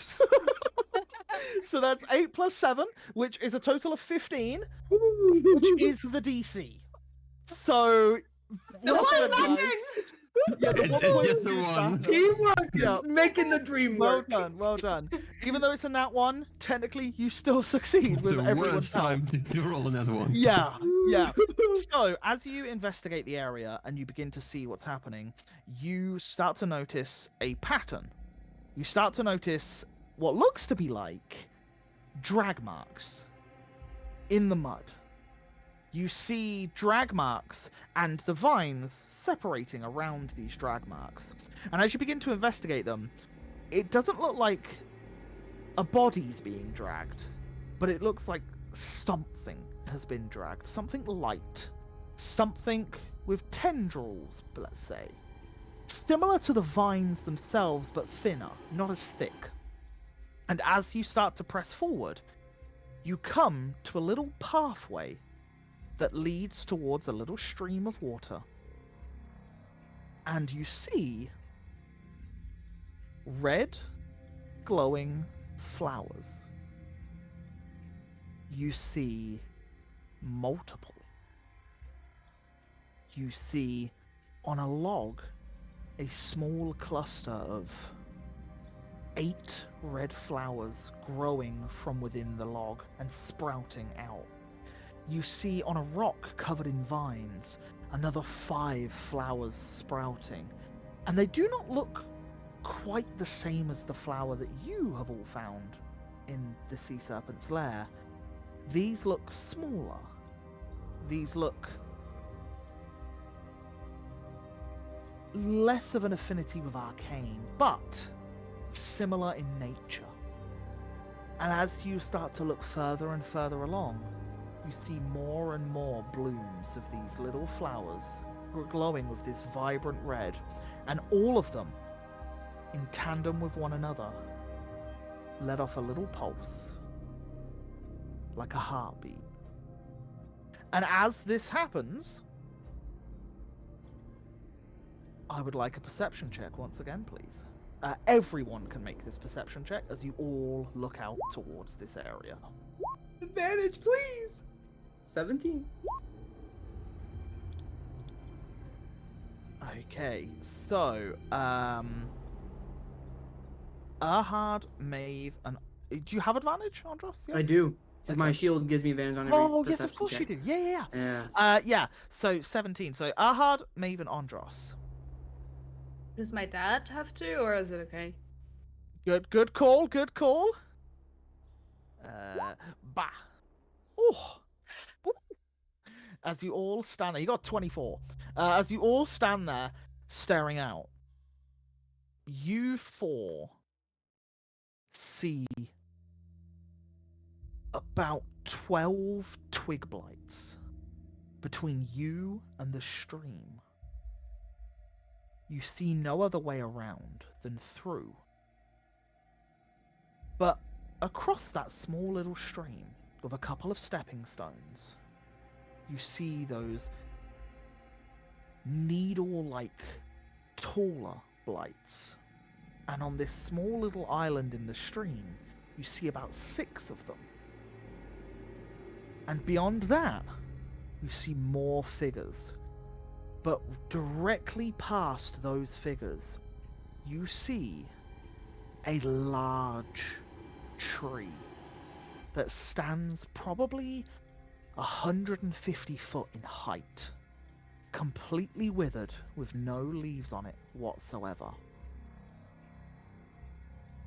Zeno, with a 24, points towards the tree. Did you say tree lady?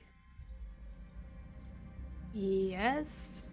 She looks like a woman, but covered in leaves.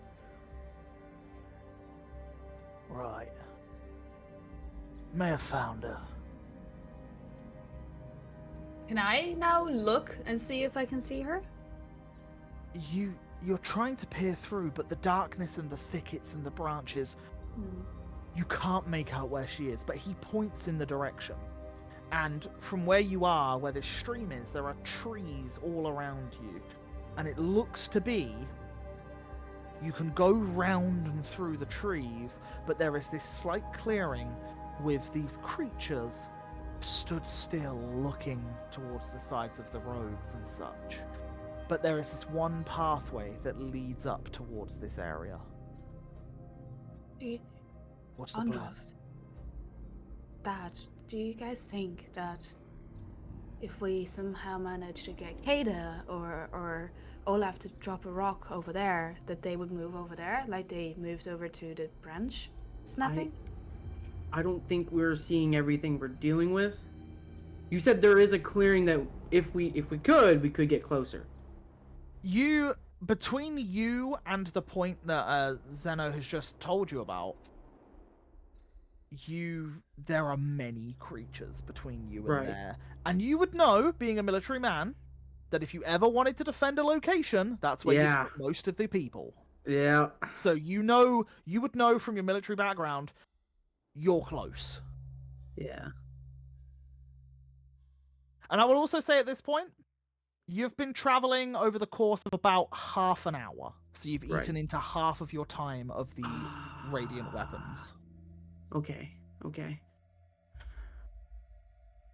All right. I have somewhat of an idea. I don't know if y'all want to hear it. How about we prepare. We still do the rock thing with Kada, because that can at least draw some of them away. Gives us a little bit more of an opening. But what if I go invisible and get placed? So when they start attacking, I'm already there, right? And I can find the best time to even start anything.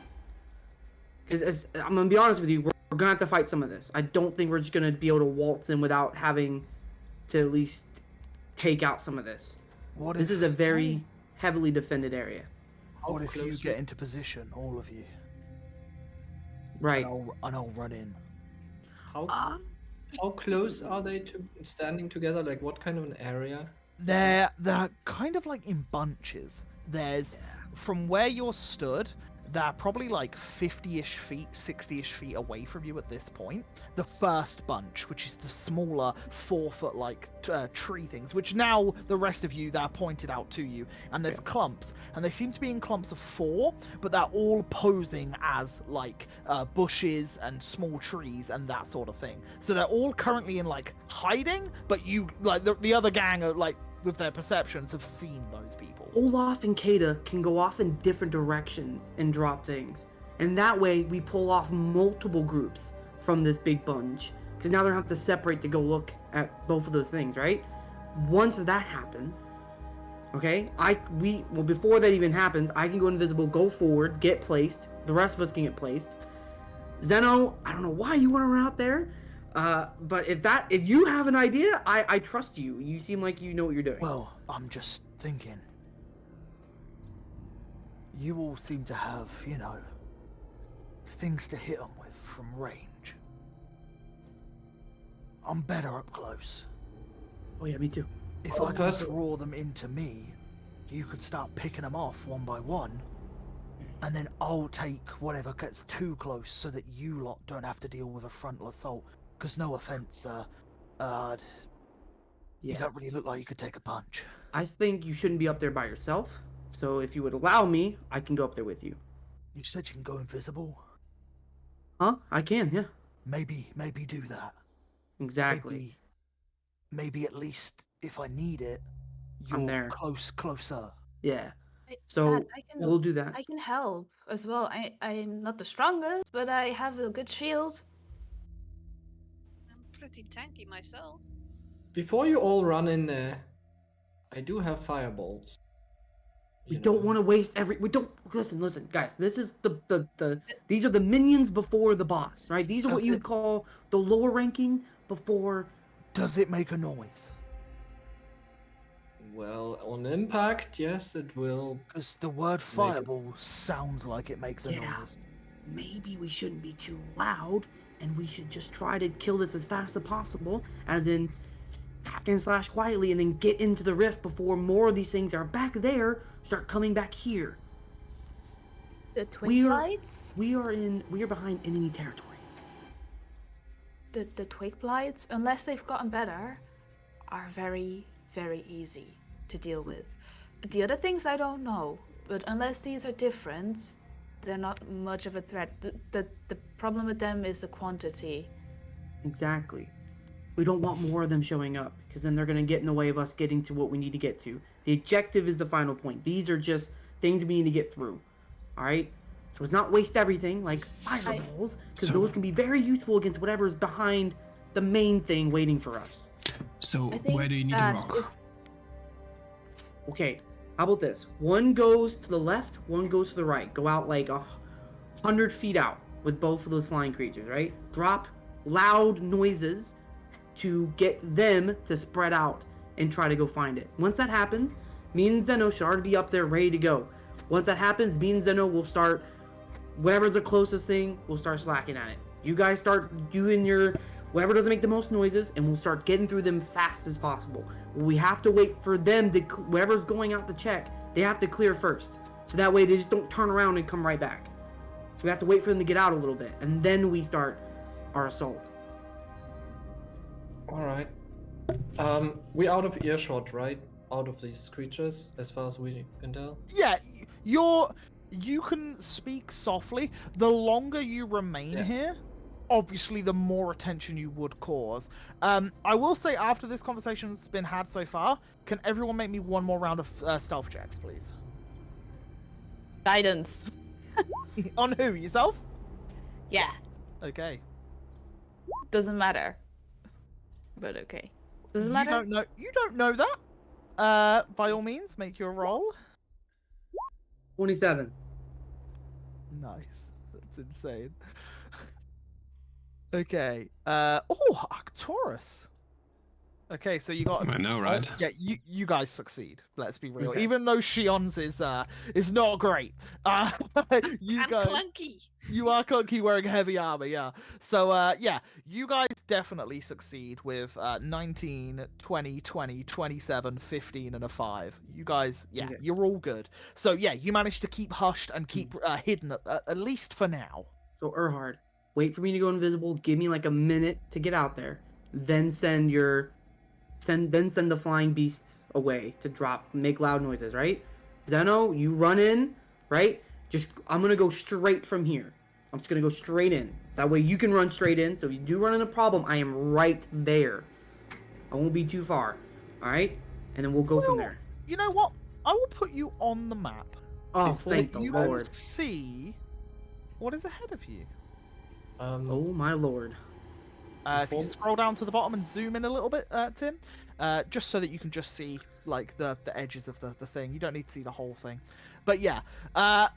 As you see 12 of these smaller 4-foot-like twig creatures before you, and then beyond that, on a tiny little island in the middle of this stream, you see 6 more figures, and then beyond that, you see around about another 11 figures further ahead. So I'll just point to this rock here on the middle island. If you can try to get there, I can be right in that area. Yeah, sure, whatever you need. And I'll look at the others. Or give me a minute to get into position, okay? Give me like 2 or 3 minutes, okay? What, Then do your crazy things. What are you going to use to make the noise? Rock? Well, Okay. Can they a not just rock call out? and Cannot make some loud noises? screeching and stuff, like, Yeah. you know. Like super loud noises. Just be loud, as an They owl seem can to be. they seem to kill anything that's alive here, so maybe it would draw them in. Or how about you just send them at them and then have them fly away? That's why I would suggest a rock. Like, make would a be sound and smart. then fly away. Yeah, just go have them go in, call in, and making noises, and then just shoot out. You know what I mean? And then they should follow. Are they going to be safe during this? I mean, they can. They better be, because I just summoned her back. Oh, summoned her. Oh, magic. Yeah. Right. I didn't know. All if they right. were, like, Same. real. Good luck, guys. I love you guys. we got this. You guys are amazing. And at that, I'll snap my fingers. Andros has disappeared, and then I will head to where I said I was gonna be, which is the rock. You see at this point, your dad with the bow, he like thwacks it again, not against anything, but just like gently thwacks it as it goes floppy, and he puts it back on as a belt. Yeah, and I he need to just make- stands there, and he's like, 1, 2, Maeve, just I'm sorry. For what? Well, I'm about to turn, and this is probably the first time you've seen this, so just It's don't be too okay. scared. No, I don't. You haven't seen me turn yet, so it's okay. Wait. What do you mean? Well, I'm a moon druid, but like Right, better. of course you are. Yeah, no, So- sorry. For a minute there, I thought. Yeah, it's Well, okay. If you see a bear or a snake on fire, that's probably me. if I on fire. Yeah. like he goes to say like, if I see anything alive, I'll fire. Like what? But yeah, and he like looks at you, and Hodros, you head on out. This is this is 30 feet. I will then use all my Yeah, movement. no, you can go as far as you like. Yeah. The closer you get to them means I will make a check to see if they spot you. Right. I am invisible. I know, but they can still Yeah. hear. Right. Your stealth check is a 27, so the Yes. likelihood of them finding you is very slim. small. I will try to Very get slim. here. This will be my final point. Is I Okay. will get right here. As you get there, And then I hunker. will make 2 checks because you got in range Okay. of 2 things.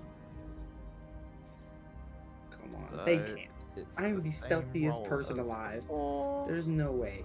I don't actually think they can spot you, but there's always a chance. I am amazing. I rolled the same thing twice. Oh. Yeah, they seem to be unaware of your presence. Okay. And I'll sit there. I'm ready to go. Olaf, Kada, Yes. what are they doing? I'm gonna look at Arcturus and kind of that we can simultaneously send them off. You were gonna use the rocks art or like Yeah, sound? like I have Olaf pick up like 2 rocks that he can hold.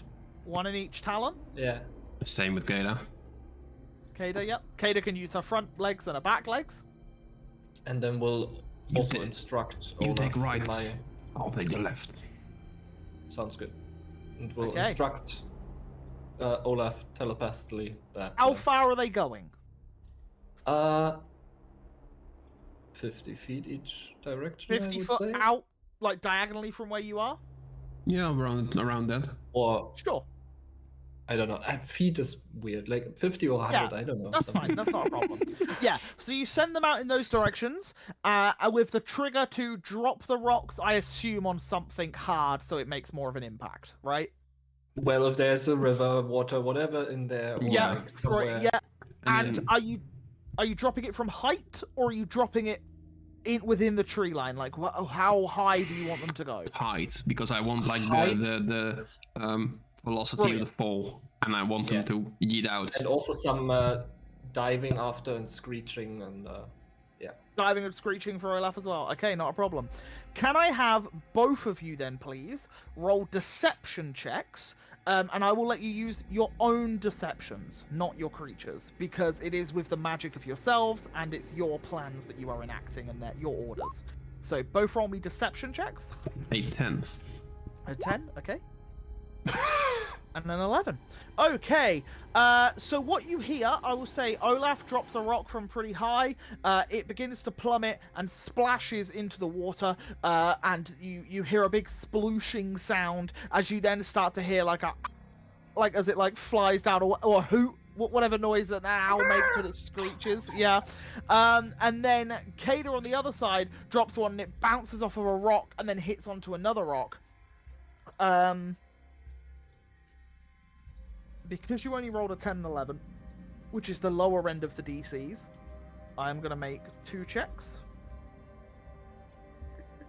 Imagine having a +7 on deception and on steal. And Oh, yeah. So Andros, you would spot 2 on the right-hand side walk off to go and deal with it, and on the left-hand side, only 1 goes to deal with it.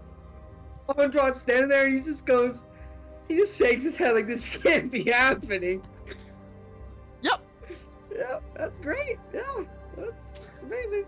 As you just look around and then like, time's ticking. You know your spell only lasts a certain length of time. Yeah, I am waiting for somebody. I'd say at this point, you're probably about 4 minutes into the spell. What with them sending off, flying off, dropping it, getting I'm prepared. waiting. I'm waiting. Well, as we see them moving off, Yep. as quietly as possible, I would do my mage armor because I'm not willing to. Yeah. Okay. So do you that cast late. mage armor. Yeah. Not a problem. Are you Initiative. trying to do it discreetly? Yeah, as stealthily as possible. Okay, roll me a stealth check, please. God damn it. I will Okay. not do that. Oh, why would you? Okay. Oh, come on. You're gonna lucky it? Oh god. Anyway. Okay, so as you see Zeno gets low to the ground and starts trying to get a little bit of a head start, so he sneaks out a little bit further. He gets about 15 foot when Erhard pulls out his scroll in a bit of a panic, and he kind of just starts reading the magic, not really realizing how loud he's being. The twig blights begin to turn and look in your direction. I need everyone to roll me initiative. Do I please. hear this? Do I hear him saying that? You also hear noise Okay. coming from the group. I don't know. Since if I hear the group noise, would I be able to attack something before the initiative starts? No, because Andros would be. I agree, but you are also caught off by the fact that there is noise being had from the group, Yeah. not from the initial combat. If the initial Oh, combat I would have forgot. started, I'd have allowed it, but because of the noise, that has drawn that off. Yeah. I forgot to roll on my token. Okay. There it is. Okay, sure. Let me put some battle music on.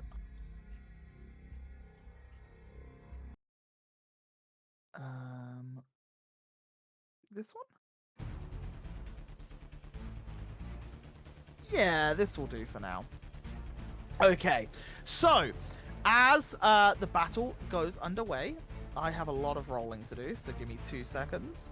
As Erhard starts chanting the magic, thinking he's louder internally than externally, but unfortunately he does speak a little bit too loud. That one.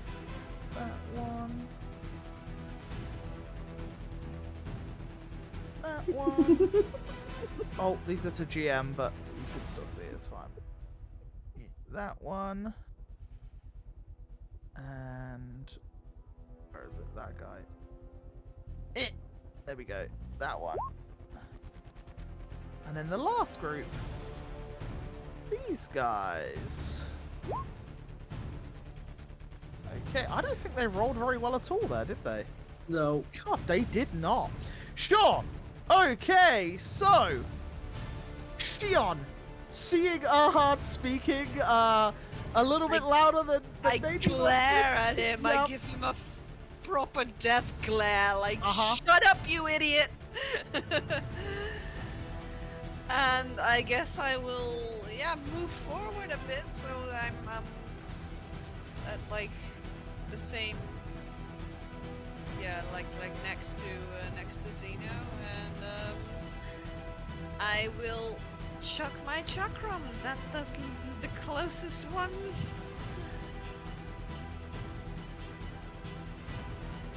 I can't hear you. My bad. You run up to there.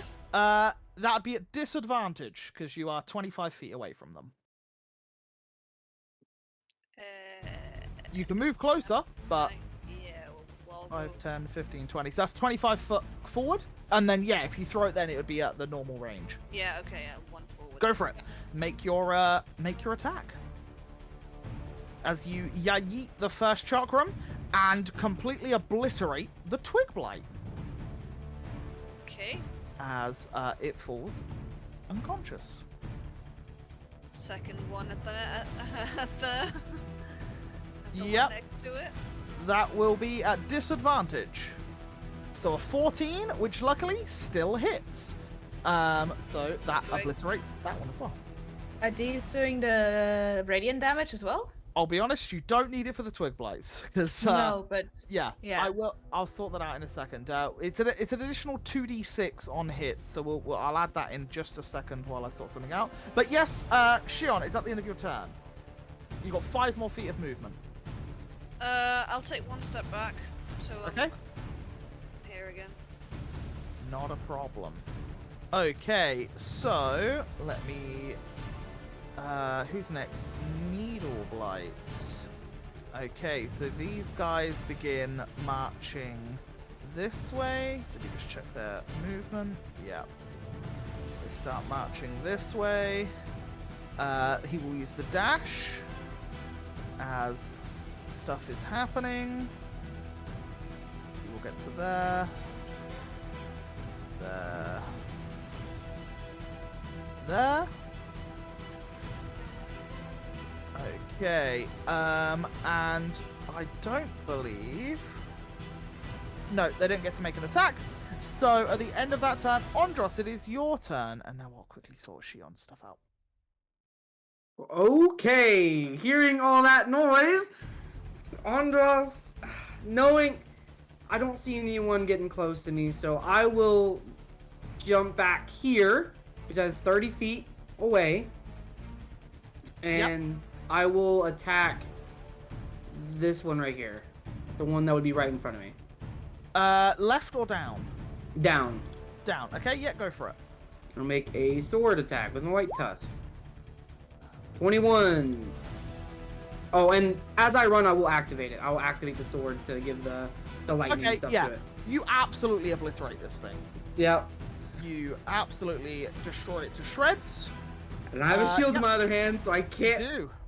make another attack anymore. I'm just stuck with one. Unless, can I swing the shield or something? Is that something that's allowed? No, not as a, No. not as, no. You'd have Yeah. to take a feat to be able to do that. Yeah, That's yeah. fine. All right, well. But yes, you, yeah, you do that. Not a problem. Okay, that's you done. Then it is Arcturus. You're up. I'm just gonna use a little bit of movement to the left, and I'm gonna fire Eldritch Blast on the ones above Shion, the Twig Blights, to Go for pick it. them off. First one will be a 16. 16 does hit, correct? Yeah. Dealing a whopping 2 damage, but also a 3 damage of the fire thingy. Your Eldritch Blast has done that thing again where it keeps reverting back. Oh. Wait there. Because that should be plus your charisma modifier, shouldn't it? Yes, it should. Wait there, 2 secs. It keeps doing this, I don't know why. Maybe it's like a thing in Roll20 which stops it.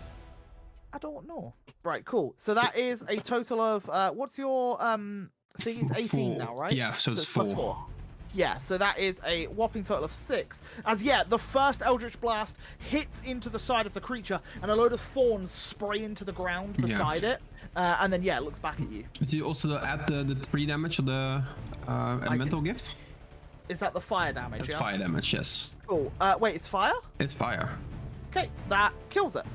As you feel like the fire damage does more than it would normally, as it had a total of 5 hit points left, and the 3 becomes 6, so you just kill it on that one there. Cool. As yeah, it bursts into flames and just falls to the ground, as these spikes then fire out of it onto the ground. And I will shoot the next one on this one. Do it in the Go for it. middle. Hoping for the best. And 19 Definitely hitting for hits. 6 again, and also the fire damage. Is it always 3? Yes, because let me check. Then you do exactly enough damage to kill that one as well. Cool. As 2 of these Eldritch Blasts go off, hitting into them, and yeah, this one also collapses to the ground. At the end of your turn. Yeah, it will. It will. I'll check on the fire thingy what if it's increasing in damage. Well, it's Okay, the enemy. brilliant. Yeah. Not a problem.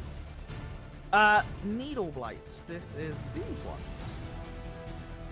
They start running, dashing to there. Aha, you're up. All right. Gonna move up a bit and I guess do an acid splash. Should be in range. Yeah. Yeah, do an acid splash on this one there. DC 16 dexterity save. Can't hear You're you. muted. I was just talking to myself anyways. It's fine. Dex save on a needle blight. A 20. Great. They only get a +1, so he rolled very well. Dang. So yeah, so that does nothing, I believe. Yeah. That is your action. Anything else? Okay. At the end of Erhard's turn, Zeno, seeing that quite a few of them have been defeated already, will hesitate to do what he was going to do. And he'll run up to this one. And with the Scimitar, will make 2 slashing attacks against it. So the first one being a 9, which misses. And the second one being a 24. As he doesn't get the sneak attack, so he only gets the 6 because he doesn't have an ally within 5 feet. But he slashes into it, and that is the end of his turn. Yeah, his turn.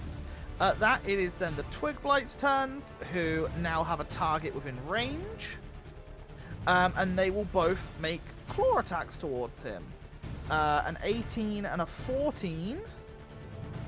Both hitting. Why does that do no damage? Huh? Whoa. They It's just definitely- tickle him. Yeah, they tickle him. Why does that not roll anything? It's bugged! Hmm. Wait there.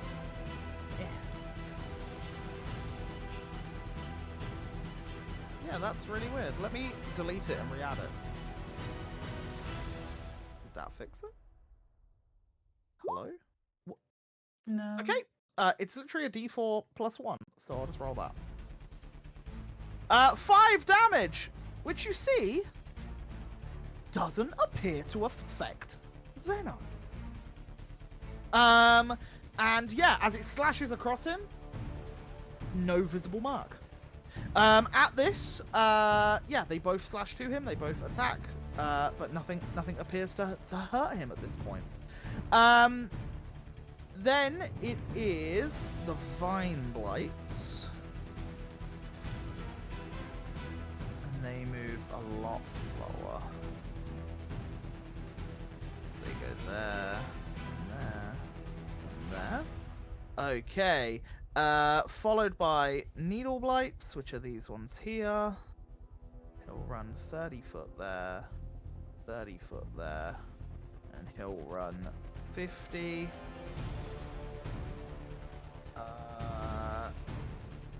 Yes. So 2 of the Needle Blights near you, Andros, hold out their arm as these needle blades come flying out towards you. Okay. So the first one being a 16, Misses! the second one being a 21. Just hits! Okay, you take 3 piercing I as the couple of figured. needles stick into your back. Okay, next up is some Twig Blights, which will... Oh. This one will run to here. This one will run to here. This one will run there. And this one there.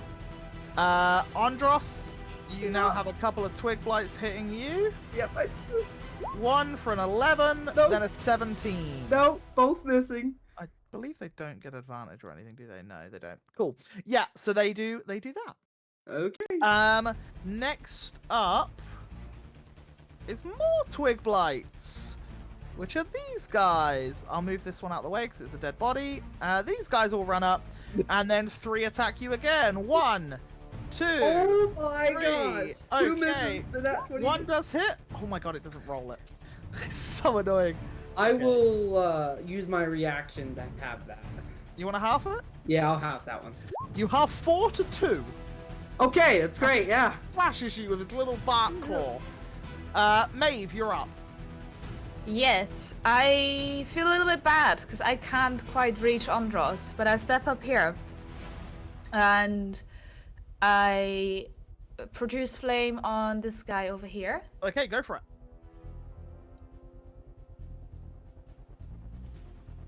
That 25, definitely 14. hits as it just burns and shrivels on the spot. As your dad kind of like shoves the creature to one side, like nods to you, and then draws the scimitar back out towards the smaller ones. And then I just said, I'm on my way, Andros! Yeah, as you just start running on over. Is that the end of your turn? That's my movement, I think, so yeah.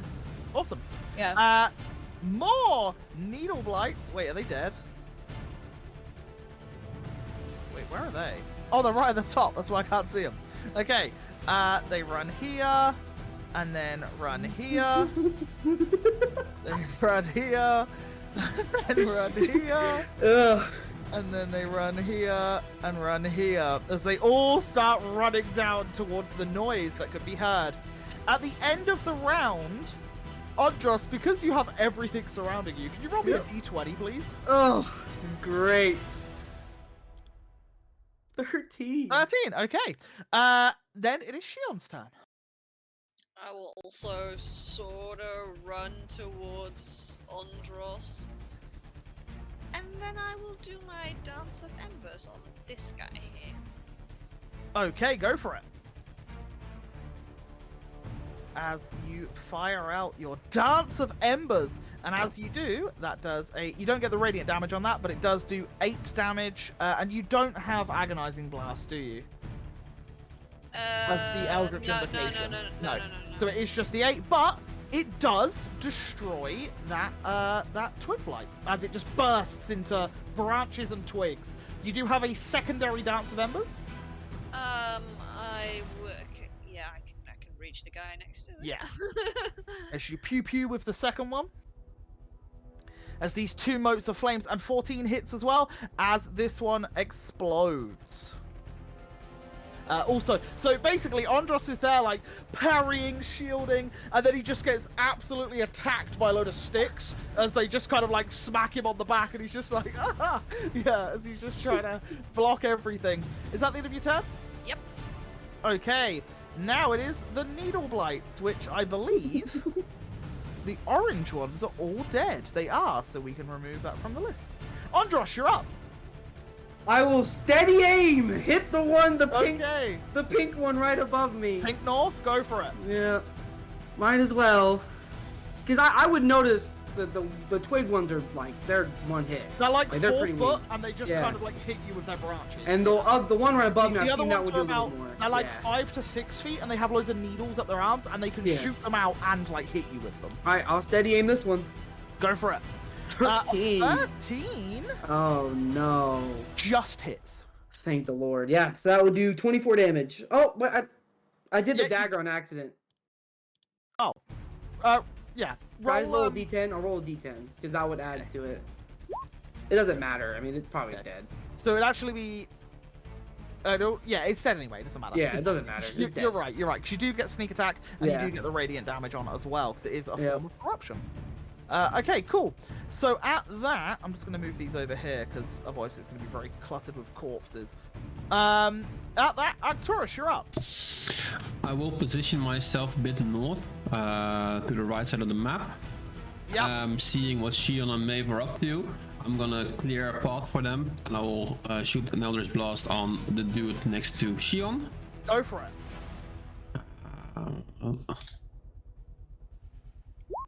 Is it 22? Yeah, Aim for 11. It is. It obliterates. It just Cool. kind of shatters into twigs. And the other one will be at the other one Go for it. south of her, and that will be a 18 hitting for 9. Yep, and the same happens again. You can see why Socks was able to kill one of these. Yeah, just pew pew as you fire off the Eldritch blasts. Cool. Any way you want to move? Or is that the end of your turn? No, and just for the information, the fire damage is from Genie's Wrath, and it's my proficiency bonus, which is 3. Perfect. Yes, thank you. I didn't know if it was your charisma or your proficiency. No, proficiency, yeah, that's proficiency. awesome. Next up, some needle blights. These two will stand here and point blank just fire needles at you. So Pew 19, Misses. 50. Misses. As you just put your shield up and your shield is just embedded with all of these needles. Yeah, perfect. The end of that, it is Ahad's turn. Erhard will step up as far as he can, which is 30 feet, right? Go for it. Put himself there, I guess. And then he will do another acid splash. Who at? This one, and then that will also hit the one next to him because Which acid one's the splash. blue one south of Andros, was it? These two. Oh, those the two there. Yeah, go needle for it. Thingies. Go for it. And is it a dex save? Dex save 16 again. Nat 20! Oh, damn you. I'm so sorry. And the one Do next to it because it's 2. Yeah. Okay, perfect. Come on, it's gonna hit this one. 7! 10 So acid. it does 10 acid as it somehow manages to stay on its feet. But it is starting to melt, but it is just up. Great. That's it. I don't have anything. Okay, cool. At that, Zeno will lay into these two here with his scimitar. 23 and a 16, hitting both. Just killing both. As he slashes into both of them.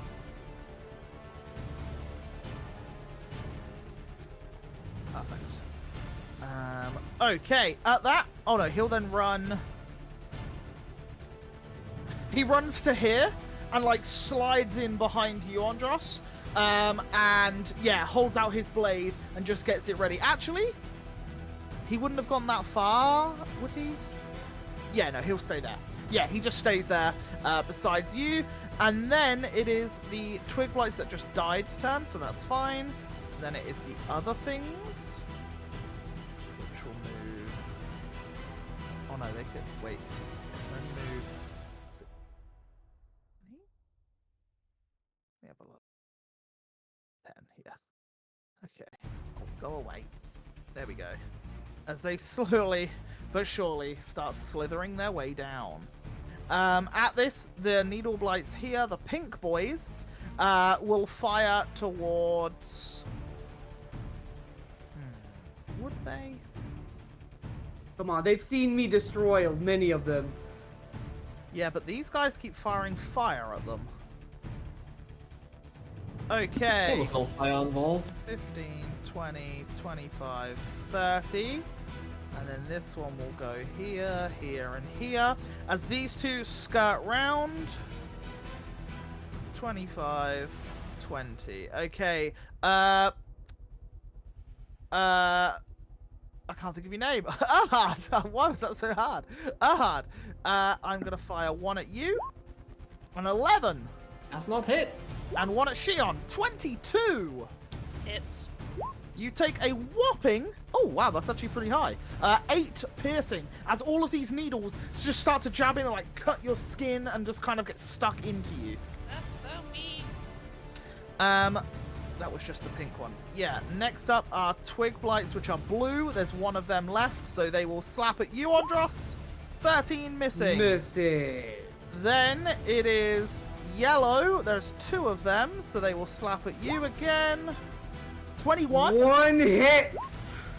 Oh, god damn it. Wow. Oh, take all. I don't know why it doesn't work. Oh! 5 I'll damage. have that just to laugh in its face. I'll have it. Okay, sure. Maeve, you're up. That's 2 damage, Yes. right? I cast Ice Knife, but I cast it right here. So it's not gonna Okay. hit anything, but that's where it's gonna shatter. Yeah, sure. Throw Don't up you the, need to have a target for the ice knife though? You Hit might or actually. miss. No, it's a Yeah, hit or but- miss. It shatters. You need to target a creature. I think though. you have to target a creature to hit the area. Can you not just target the ground next to it? I think. Let me just read up Ice Knife. The I'm spell pretty says sure. target the creature. I think it does say target a creature. You create a shard of ice and fling it at one creature within range, so you have to make an attack on a creature. That sucks. Okay, never mind. We're not doing that then. Ross can take it. Yeah, I can take it. I will yell, I can take it! Okay. You would also know it's dex based to dodge it, Yeah. which you know Right. pretty good at. I'll obviously do it on the middle one. Okay, yep. They all die.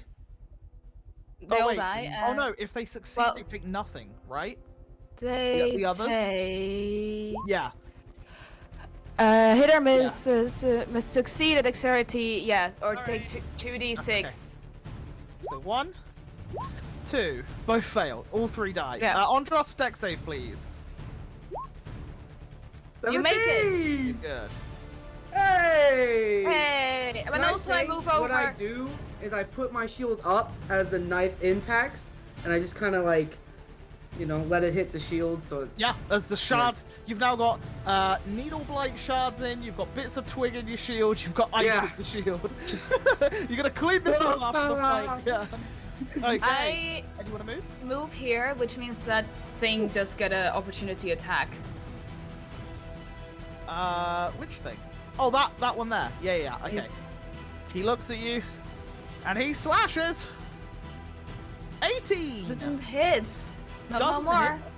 No. reward. Constitution amulet. Wait, the amulet raises your health, not your AC. No, it did go up by 1 because of my unarmored defense. Oh, because you use con as your AC buff. Yes, correct. Okay, cool. Awesome. So that is the end of your turn? That is the end of my turn. Okay, now it's the green needle blight's turns. You just killed a load of them.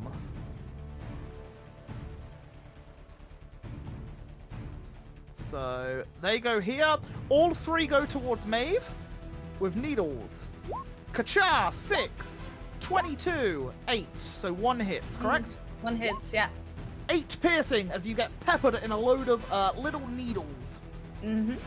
I think I saw the green ones. Yeah, cool. Next up, Shion, you're up. Oh, wait. We will go with Shion. Would you roll me a d20, please? Sure. Okay, not a problem. Shion, your turn. I will attack that bitch face that just put needles in my face. Go for it. I don't know whether it's this one or this one. but The to be one honest- to the left. The one to the The left. one to the left? Okay, sure. I'm gonna do my dance of embers. Go for it. As you fire your first one with a 15 hitting, so that's a total of 1 point of damage. And Okay. then your next hit.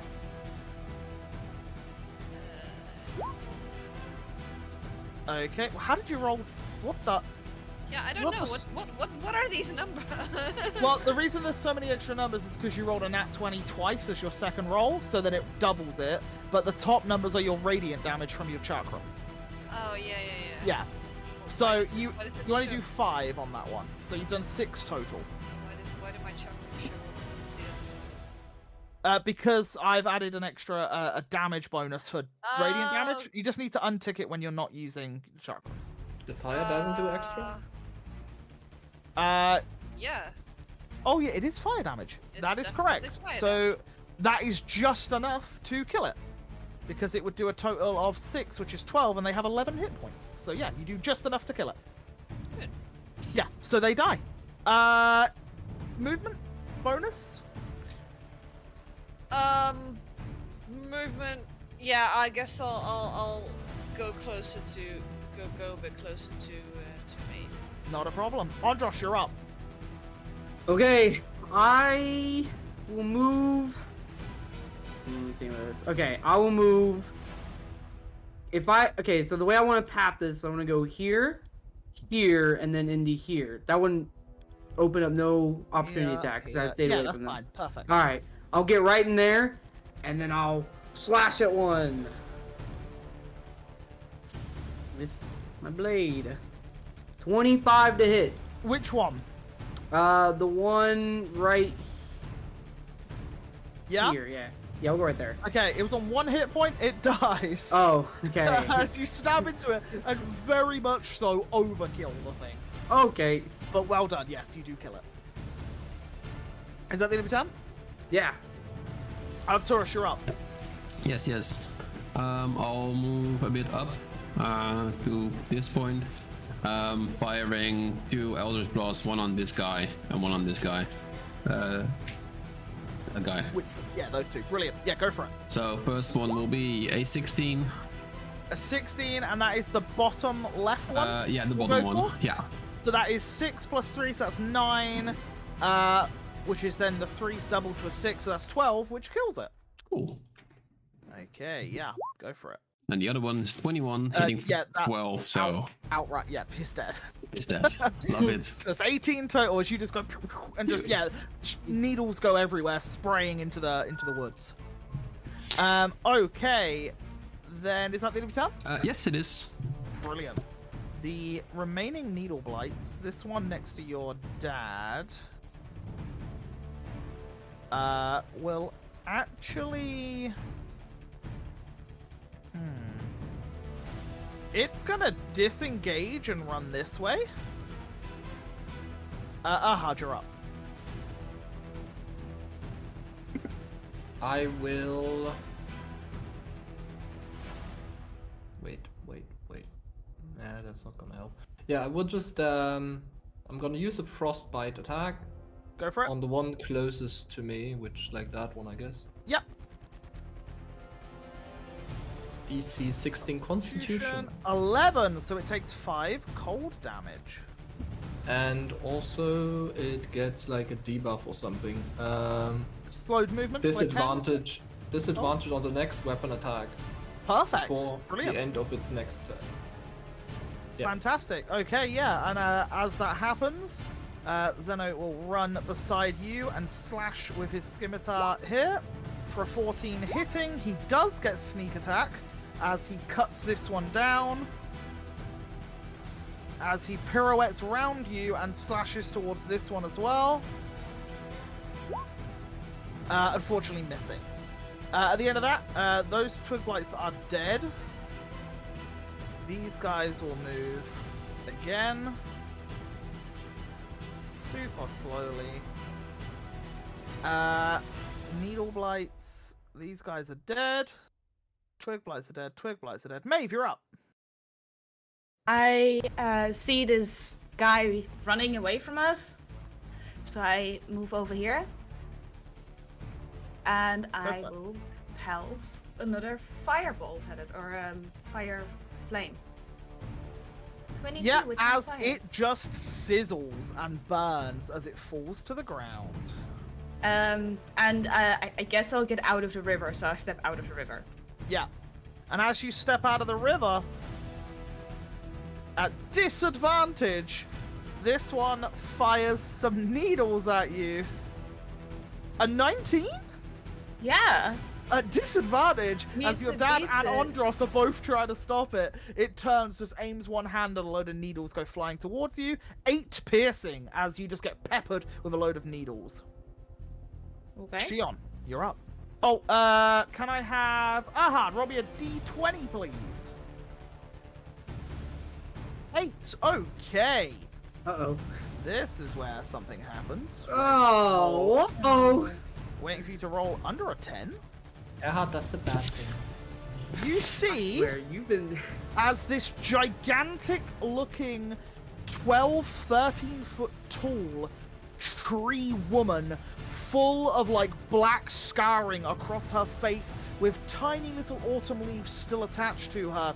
Every step she makes, the ground around her quickly goes to a blackened, corrupted color, and then as she takes her foot off, the darkness follows with her, and she steps out from the area north of you, and she will get her go here because it's at initiative 0. So let me just roll Wow. initiative. Thanks, Zeb. as well. Just It was kidding. gonna happen on any roll under a 10. Yep. So she will then take her turn, which will be to move. I Uh-oh. think it's 30 feet. Let me just double check. 25 feet, so 1 foot back. Cool. And at this, Uh-oh. you know what? She'll dash. As she starts coming towards, and she's kind of like a tree herself. These really long legs that go up to a smaller torso, but then she's got really long arms that come all the way down to like her knee height, with these blackened, corrupted claws. And you can just see this like lightning-like scarring, as if like a tree's been hit with lightning, where it goes all like the black, and that's kind of like the scarring all over her body. And you just see these two pure white eyes in the center of her head as she just starts stepping towards you. And that's the end of her turn. Shion, you're up. As I sort of see this coming towards us, but still being quite a bit far, I sort of get reminded of the battle with the sea serpent. And I am going to create a bonfire on the flowers over here. Okay, yeah, and as you do, you hear a like this like almost like a kettle boiling sort of noise as this whining comes from the flowers, and yeah, they just start to erupt into flame. And I will say, because you've done this, as you do it, you see like a look of anguish come across all of their faces, all of the remaining plant-like creatures in front of you, as if maybe they are somehow all connected. And yeah. Okay. Yeah, I guess I'll stay where I am and be there. Not a problem. Andros. All right, I'll look at Maeve's dad and say, "You got this from here," and I'm going to disengage using my bonus action. Nice. And I'm going to use all my. Well, I get the initial 30. 1, 2, about here, and then I will use. Can I get? I can't. I think I can. Andros is just running in. I'm gonna go right here, and I'm gonna. Oh, full movement? Yeah. Well, no, because So- I get 30 off the dash with my bonus action. It's disengage. You use your 30 bonus movement. to disengage. Yes. You don't get movement with disengage. You just I don't don't? get hit if you move away Okay. from the creature. Then I'll just use 30, and I'll get like. You can use I your can get here. action to dash. If you want to get up close so you're there for next turn. No, I'm gonna stay right next to Maeve, and I'm just gonna prepare. I'm getting ready. Arcturus! Are you holding an action, sorry, at all? Are Yes. you holding? Yeah, I'm so holding an action. to attack if something comes near? Mhm. Okay, brilliant. Yeah. I will position myself a little bit towards the river, seeing those dudes coming from the river, knowing they are slow. So I'm gonna trust on Eldritch Blast again, Go for it. which is 27, hitting for 11. Which particular guy? This guy here? Yes, that one. Closest one? Yeah, sure. Okay, yeah, you hit it for 11 points of damage, plus 6 fire, because they are weak to fire. But it is still standing. Still up, okay. Off the initial hit. I'll also put my Repelling Blast to it. Okay, so you want to push it back 10 or 15? 10. So you push it there, because it's away from you, back all the way there. Yeah, and you put your second blast. At the guy in the middle. Yeah. Also to give the rest a bit more time, 26, hitting for 7. Also the fire damage. Minus 6. And you push that one back as well? Pushing back as well to give Andros and Okay. Maeve a little bit more time. That's going to be very annoying, because they are so slow. But yeah, not a problem. Okay. So- You start slowly pushing them back. They're like, God damn it, it took me so long to get here. Fuck. Yep. So, Okay, yeah. at the end of your turn, the Twig Blight is going to step away from Zeno, who will attack him. Nat 1, so he misses. And then the Twig Blight runs towards you. Actually, it wouldn't go in your face, would go there, and would fire needles at you, Arcturus. 20 to hit. That will hit. You take Did he- 10 piercing. Did he disengage from Zeno? Nope, Zeno rolled a nat Zeno 1 got to an hit him. attack. Got an Oh, sorry, I thought that was Yeah. his Yeah. attack roll. No, you're all good. Yeah, so he runs away, fires some needles towards Arcturus. You take 10 piercing. Cool. At the end of that, yeah, he will actually then step into range of you after hitting you with that. Okay. At the end of the Needle Blight's turn, he's the last one left. Ahad, you're up.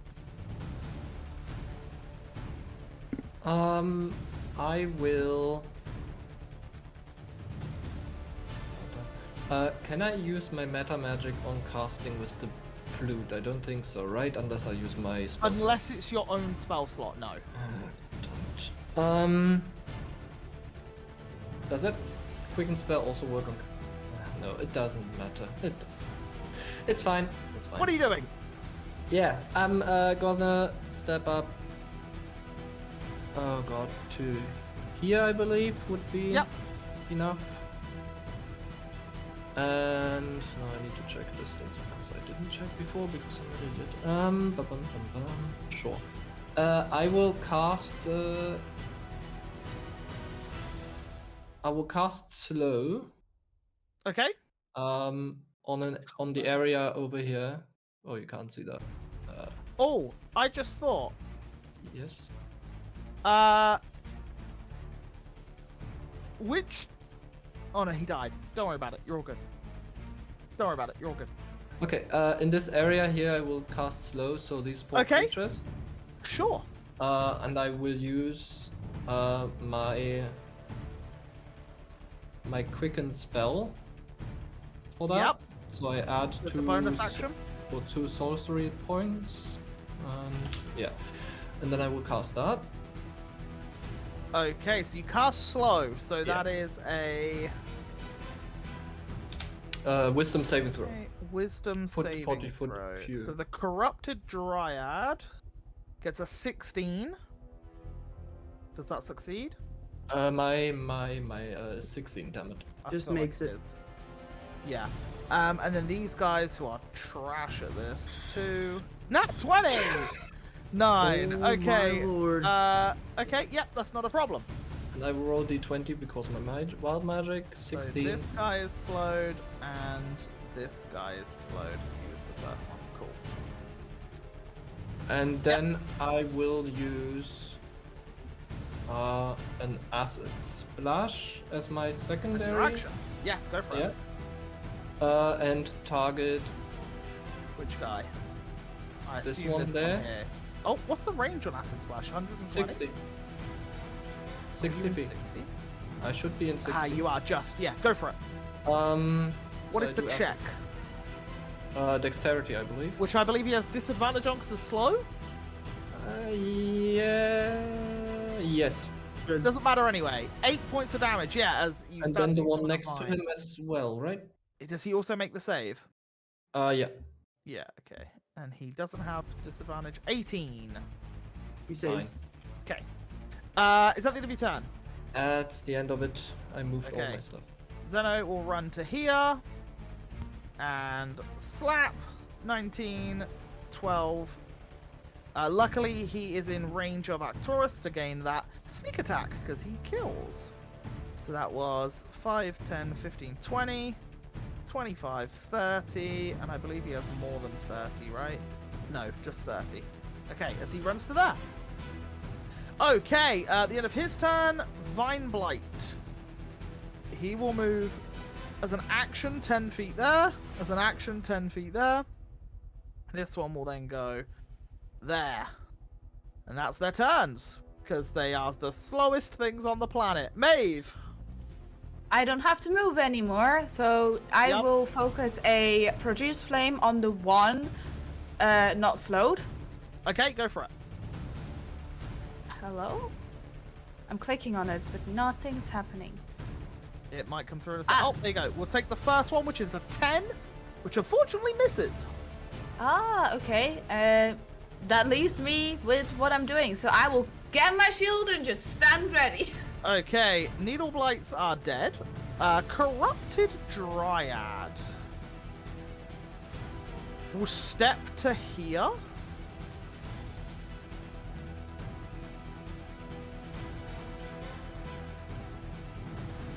Wouldn't be able to reach you.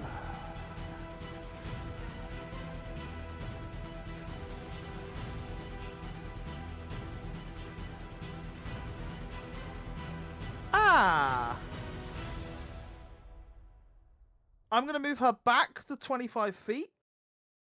She.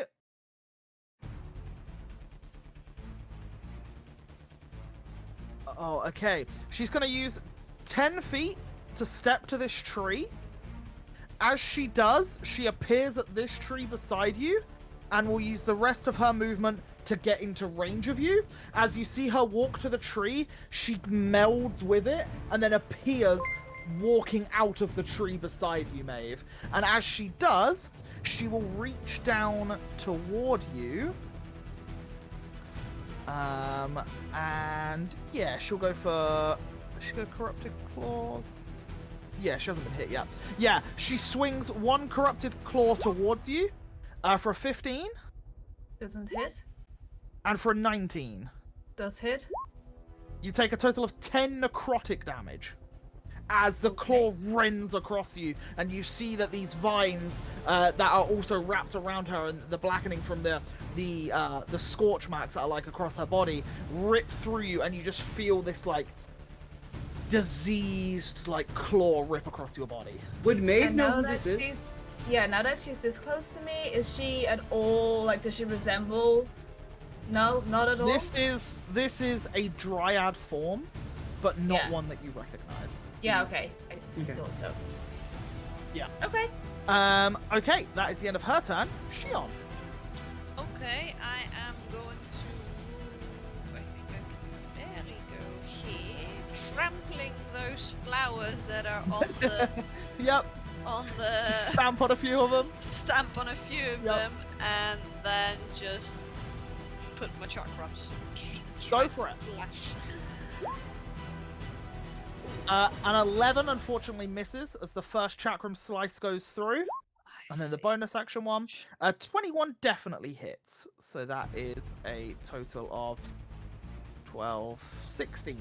As, yeah, you see that the radiant damage and the fire... Oh, the fire would do double.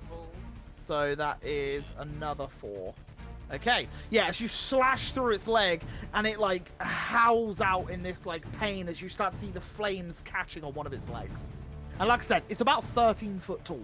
Like, these things are pretty big. Yeah, and that's the... Is that the end of your turn? Andros, you're up. Alrighty then. I will leap up on this rock, and I'll get here. I'll like leap off here. As I leap off, I will make a strike with my sword into this big tree. Okay, go for it. 16? A 16 just hits. Okay, and I get to roll another d6 for the radiant damage. Why? Radiant on the sword, right? It's already on there. I've added it for you. Oh, it is? It's already on the radiant and the sneak, yeah. You roll a total of 66 at the moment. Oh, okay. Yeah.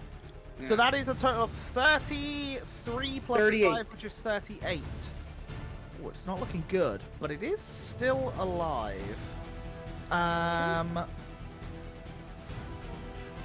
Okay, yes, at the... You went there. Okay. At the end of your turn, Arcturus. Assessing the situation, I'm gonna try to hold these guys as far as as I can from Andros, using obviously Eldritch Blast. Go for it. Which ones are you hitting first? The one that's not slowed. This one here? Yeah. As you actually kill it with that, exactly enough hit points without the fire. As you blast into it and the vines just fall slack across the ground. And unfortunately the other one is also slowed. That sucks for him. Because that's gonna be a 15. Which hits for 8 damage. and then 6. So 6. it's still alive and you're pushing it? Towards there. Yeah, it's poor just thing. like, no, please. He's nearly there. Yeah. And that's the end of my turn, Oh, yeah. you moving? No, cool. Ahad, go. I will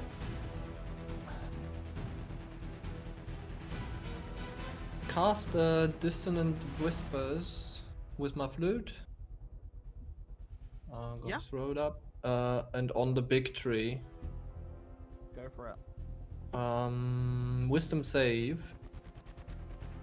Wisdom saving throw. It has advantage against magic, as it has magical resistance being a dryad. Ooh. Does a 25 save? I believe so. Yikes. Crazy. Okay. Oh fuck. Man, is it good to not be magic? Dang, feels great. All right, I'm done. Okay. I want to stand not next to any trees though. If I see any trees next to me, I'm moving away because I saw that thing just blop out of a tree. Yeah, not a problem. That's absolutely fine.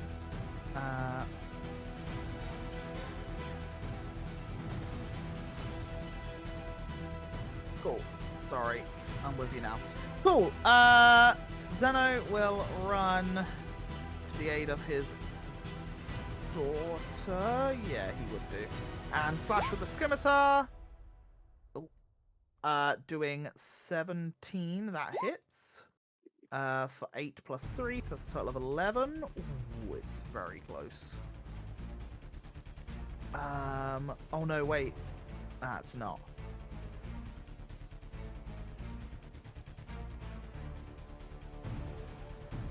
Okay, and then the second hit. 18. Okay. It is close. But he will stand his ground there. Vine Blight will move half its movement. There. This one has to use its action. Oh, wait. Vine Blight. Andros, vines wrap around your feet as you are within 10 feet of one, and it can use its action because it hasn't used its action to do anything yet. So it will try to constrict you. A 20 to hit, I believe, just misses, right? Misses. God damn it, he was so close. Aha! Correct. And this one will move its action to dash there, which does nothing. Maeve, you're up. And then I look over at my dad and I like wink at him because I just saw him hit the fine lady. And I produce flame and I don't really have anywhere to go, so I just hurl it at her face. Okay, it is at disadvantage as it is a ranged attack and she is right next to you. So, yeah. Okay. It doesn't say that, but okay. All ranged attacks are at disadvantage if you try and do it with an enemy within 5 feet. A 12 unfortunately misses. Okay. Somehow I'm... Well, you try to fire it at her, but her like hand swings down and like hits you as you try and fire it, and it goes wide. Okay. Okay. Is that the end of your turn? Yeah. Yeah, not a problem. It doesn't like any of you. I'm gonna roll a d4. 2. That would be Maeve, because she on Maeve. Zeno, Andros. So we will go with. It will reach its claw down to you and it tries to grab you. And as it does, it will use its vampiric touch. A 10 misses though. Misses. So yeah, it tries to grab you, but you manage to block and like bat its hand back, or punch my mic. Yeah, you bat it with the shield back as it tries to draw life from you with its hand. We're just batting at each other at this point. Yeah, big time. Shion, you're up. I'm like, oh no. So I'll just try and just grab my chakrams and just slice it across that bark. Oh, and Nat 1 unfortunately does miss, with the first one going wide as it just like sweeps its leg towards you and almost knocks you into the river while you're stood on this log. The second one then. But the second one, you embed into its leg, and as you do, the runes on your chakram light up, and the entire thing engulfs in flame as it stands and stumbles and then falls back, pardon me, into the river, dead. Nice. Okay, oh, I also need, Arcturus, roll me a d20. Okay,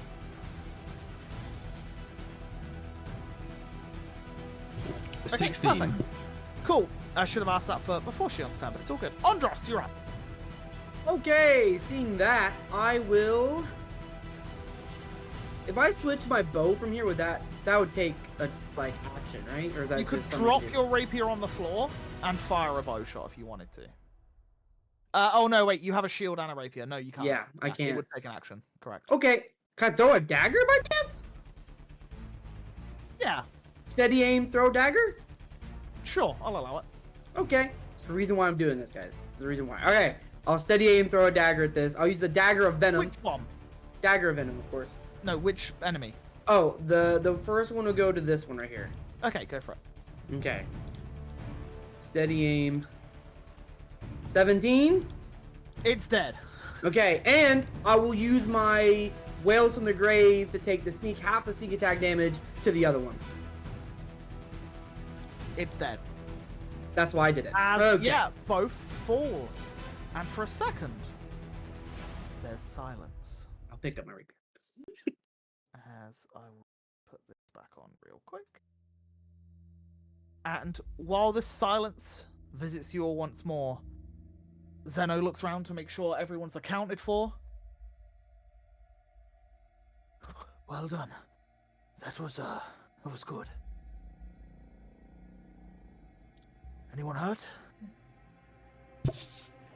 Few scratches, few little bruises, bit. but Guess we're We've just dealt sort of with it. plucking the needles from Yeah. our bits Yeah, of skin. And when you pluck them, it like pulls the skin with it, and it then eventually gives. It's like when you get those what are those? It's like pine needles, like when they stick in you and then they like pulls it out. Yeah, it's just very irritating. Yeah, and yeah, you pull them out, and as you do, yeah, you hear the stillness and the quiet once more. But ahead, you see and you hear like a slight humming. Like a humming of noise, and then you hear similar footsteps to what the dryad you just slain had. And I will just have everyone roll me a perception check as you all amalgamate towards one another so that you're once again together. 17. A whopping 9. Ooh. I'll roll Total of 6. 8. Hey. Yeah, he's too busy making sure Maeve's okay at this point, I think. And yeah, as Arcturus is calling back Kada, Erhard's calling back Olaf, you guys are a little distracted. However, Ondros and Maeve and Shion would see this, but Shion sees something else as well. Ondros and Maeve and Shion, you see two figures standing at about 13 foot tall. A little ways ahead, similar to what you have just slain, two more of these corrupted dryads appear to be guarding or defending a location ahead. Shion, you see a little past that. You see a tall 15 to 16 foot tree-like entity with the head that's like the skull of like an elk with two huge antlers, this mane of like leaves and foliage, and this aura of just darkness stood before the giant tree. In the center of the tree, you see a vacuumous dark hole which is sucking in the energy from around it. And within there, you see only black and white colors. Nothing else. As you see before you, the rift that you have come here to find. And with a 22, as you see the elements of the rift in the base of the tree, about 50 foot above it, you see vines wrapping around this tree, and a dryad attached to it. You see a pale green-skinned dryad with feathers in her, not feathers, petals in her hair, all withering and slowly dying, and strapped to the tree itself by these vines you see these pulsing black tendrils with tiny little red buds of flowers. And that is where we will end tonight's session.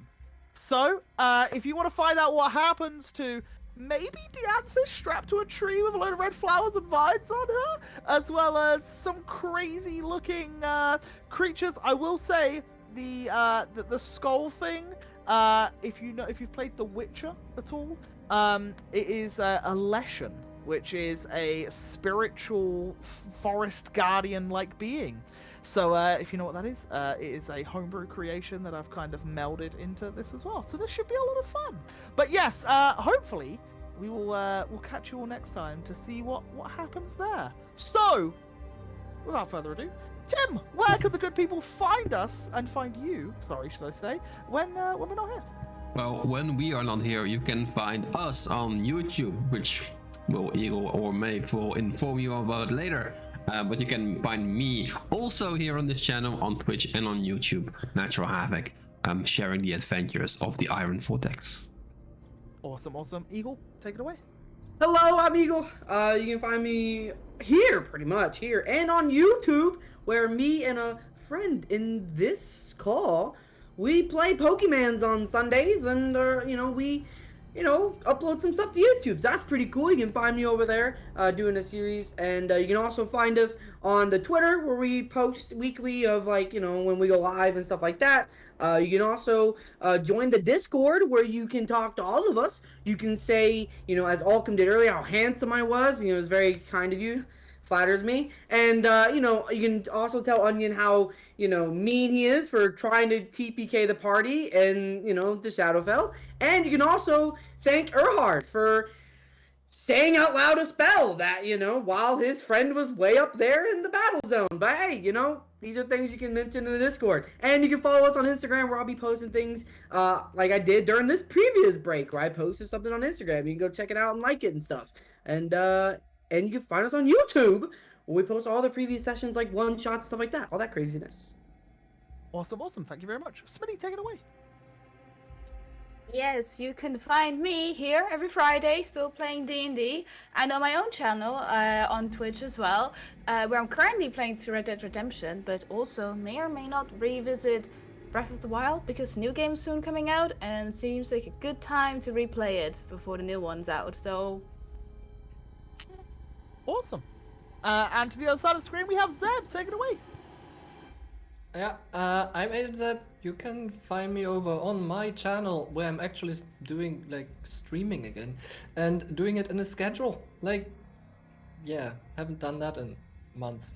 So yeah, Monday evenings, Thursday evenings, Tuesday and Wednesday kind of afternoons, and all kinds of variety games, from more retro to strategy and indie and all this stuff.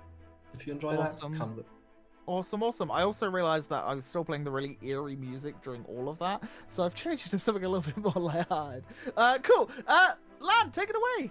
Hello, my name is Lan. You can find me here over on the Natural Havoc channel, playing Shion and burning things, making some kills today. I'm happy about that. You did well. So, yeah, very well. Yeah, can't wait for next week, guys. Hope you all have a lovely week, and see you next week.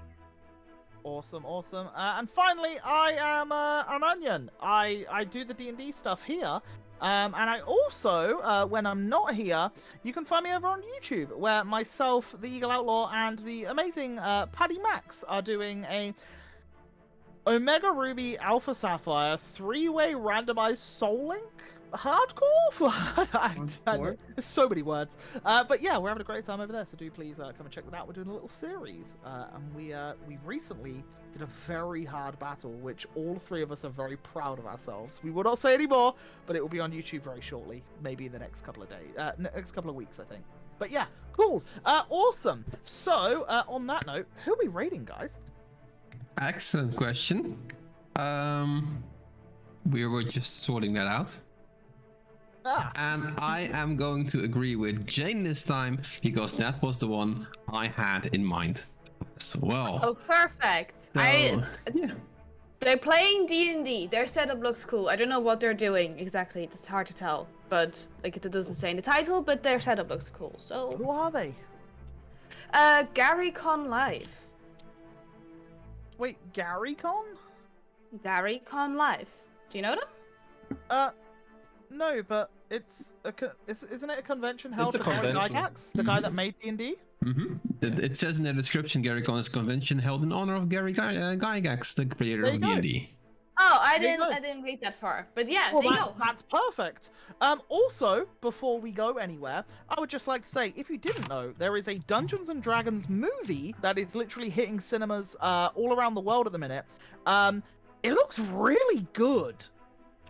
I can't lie. It actually looks pretty good. So I'd go and watch it. There's plenty of really cool monsters in there. I saw there's gelatinous cubes, displacer beasts, mimics. They toy.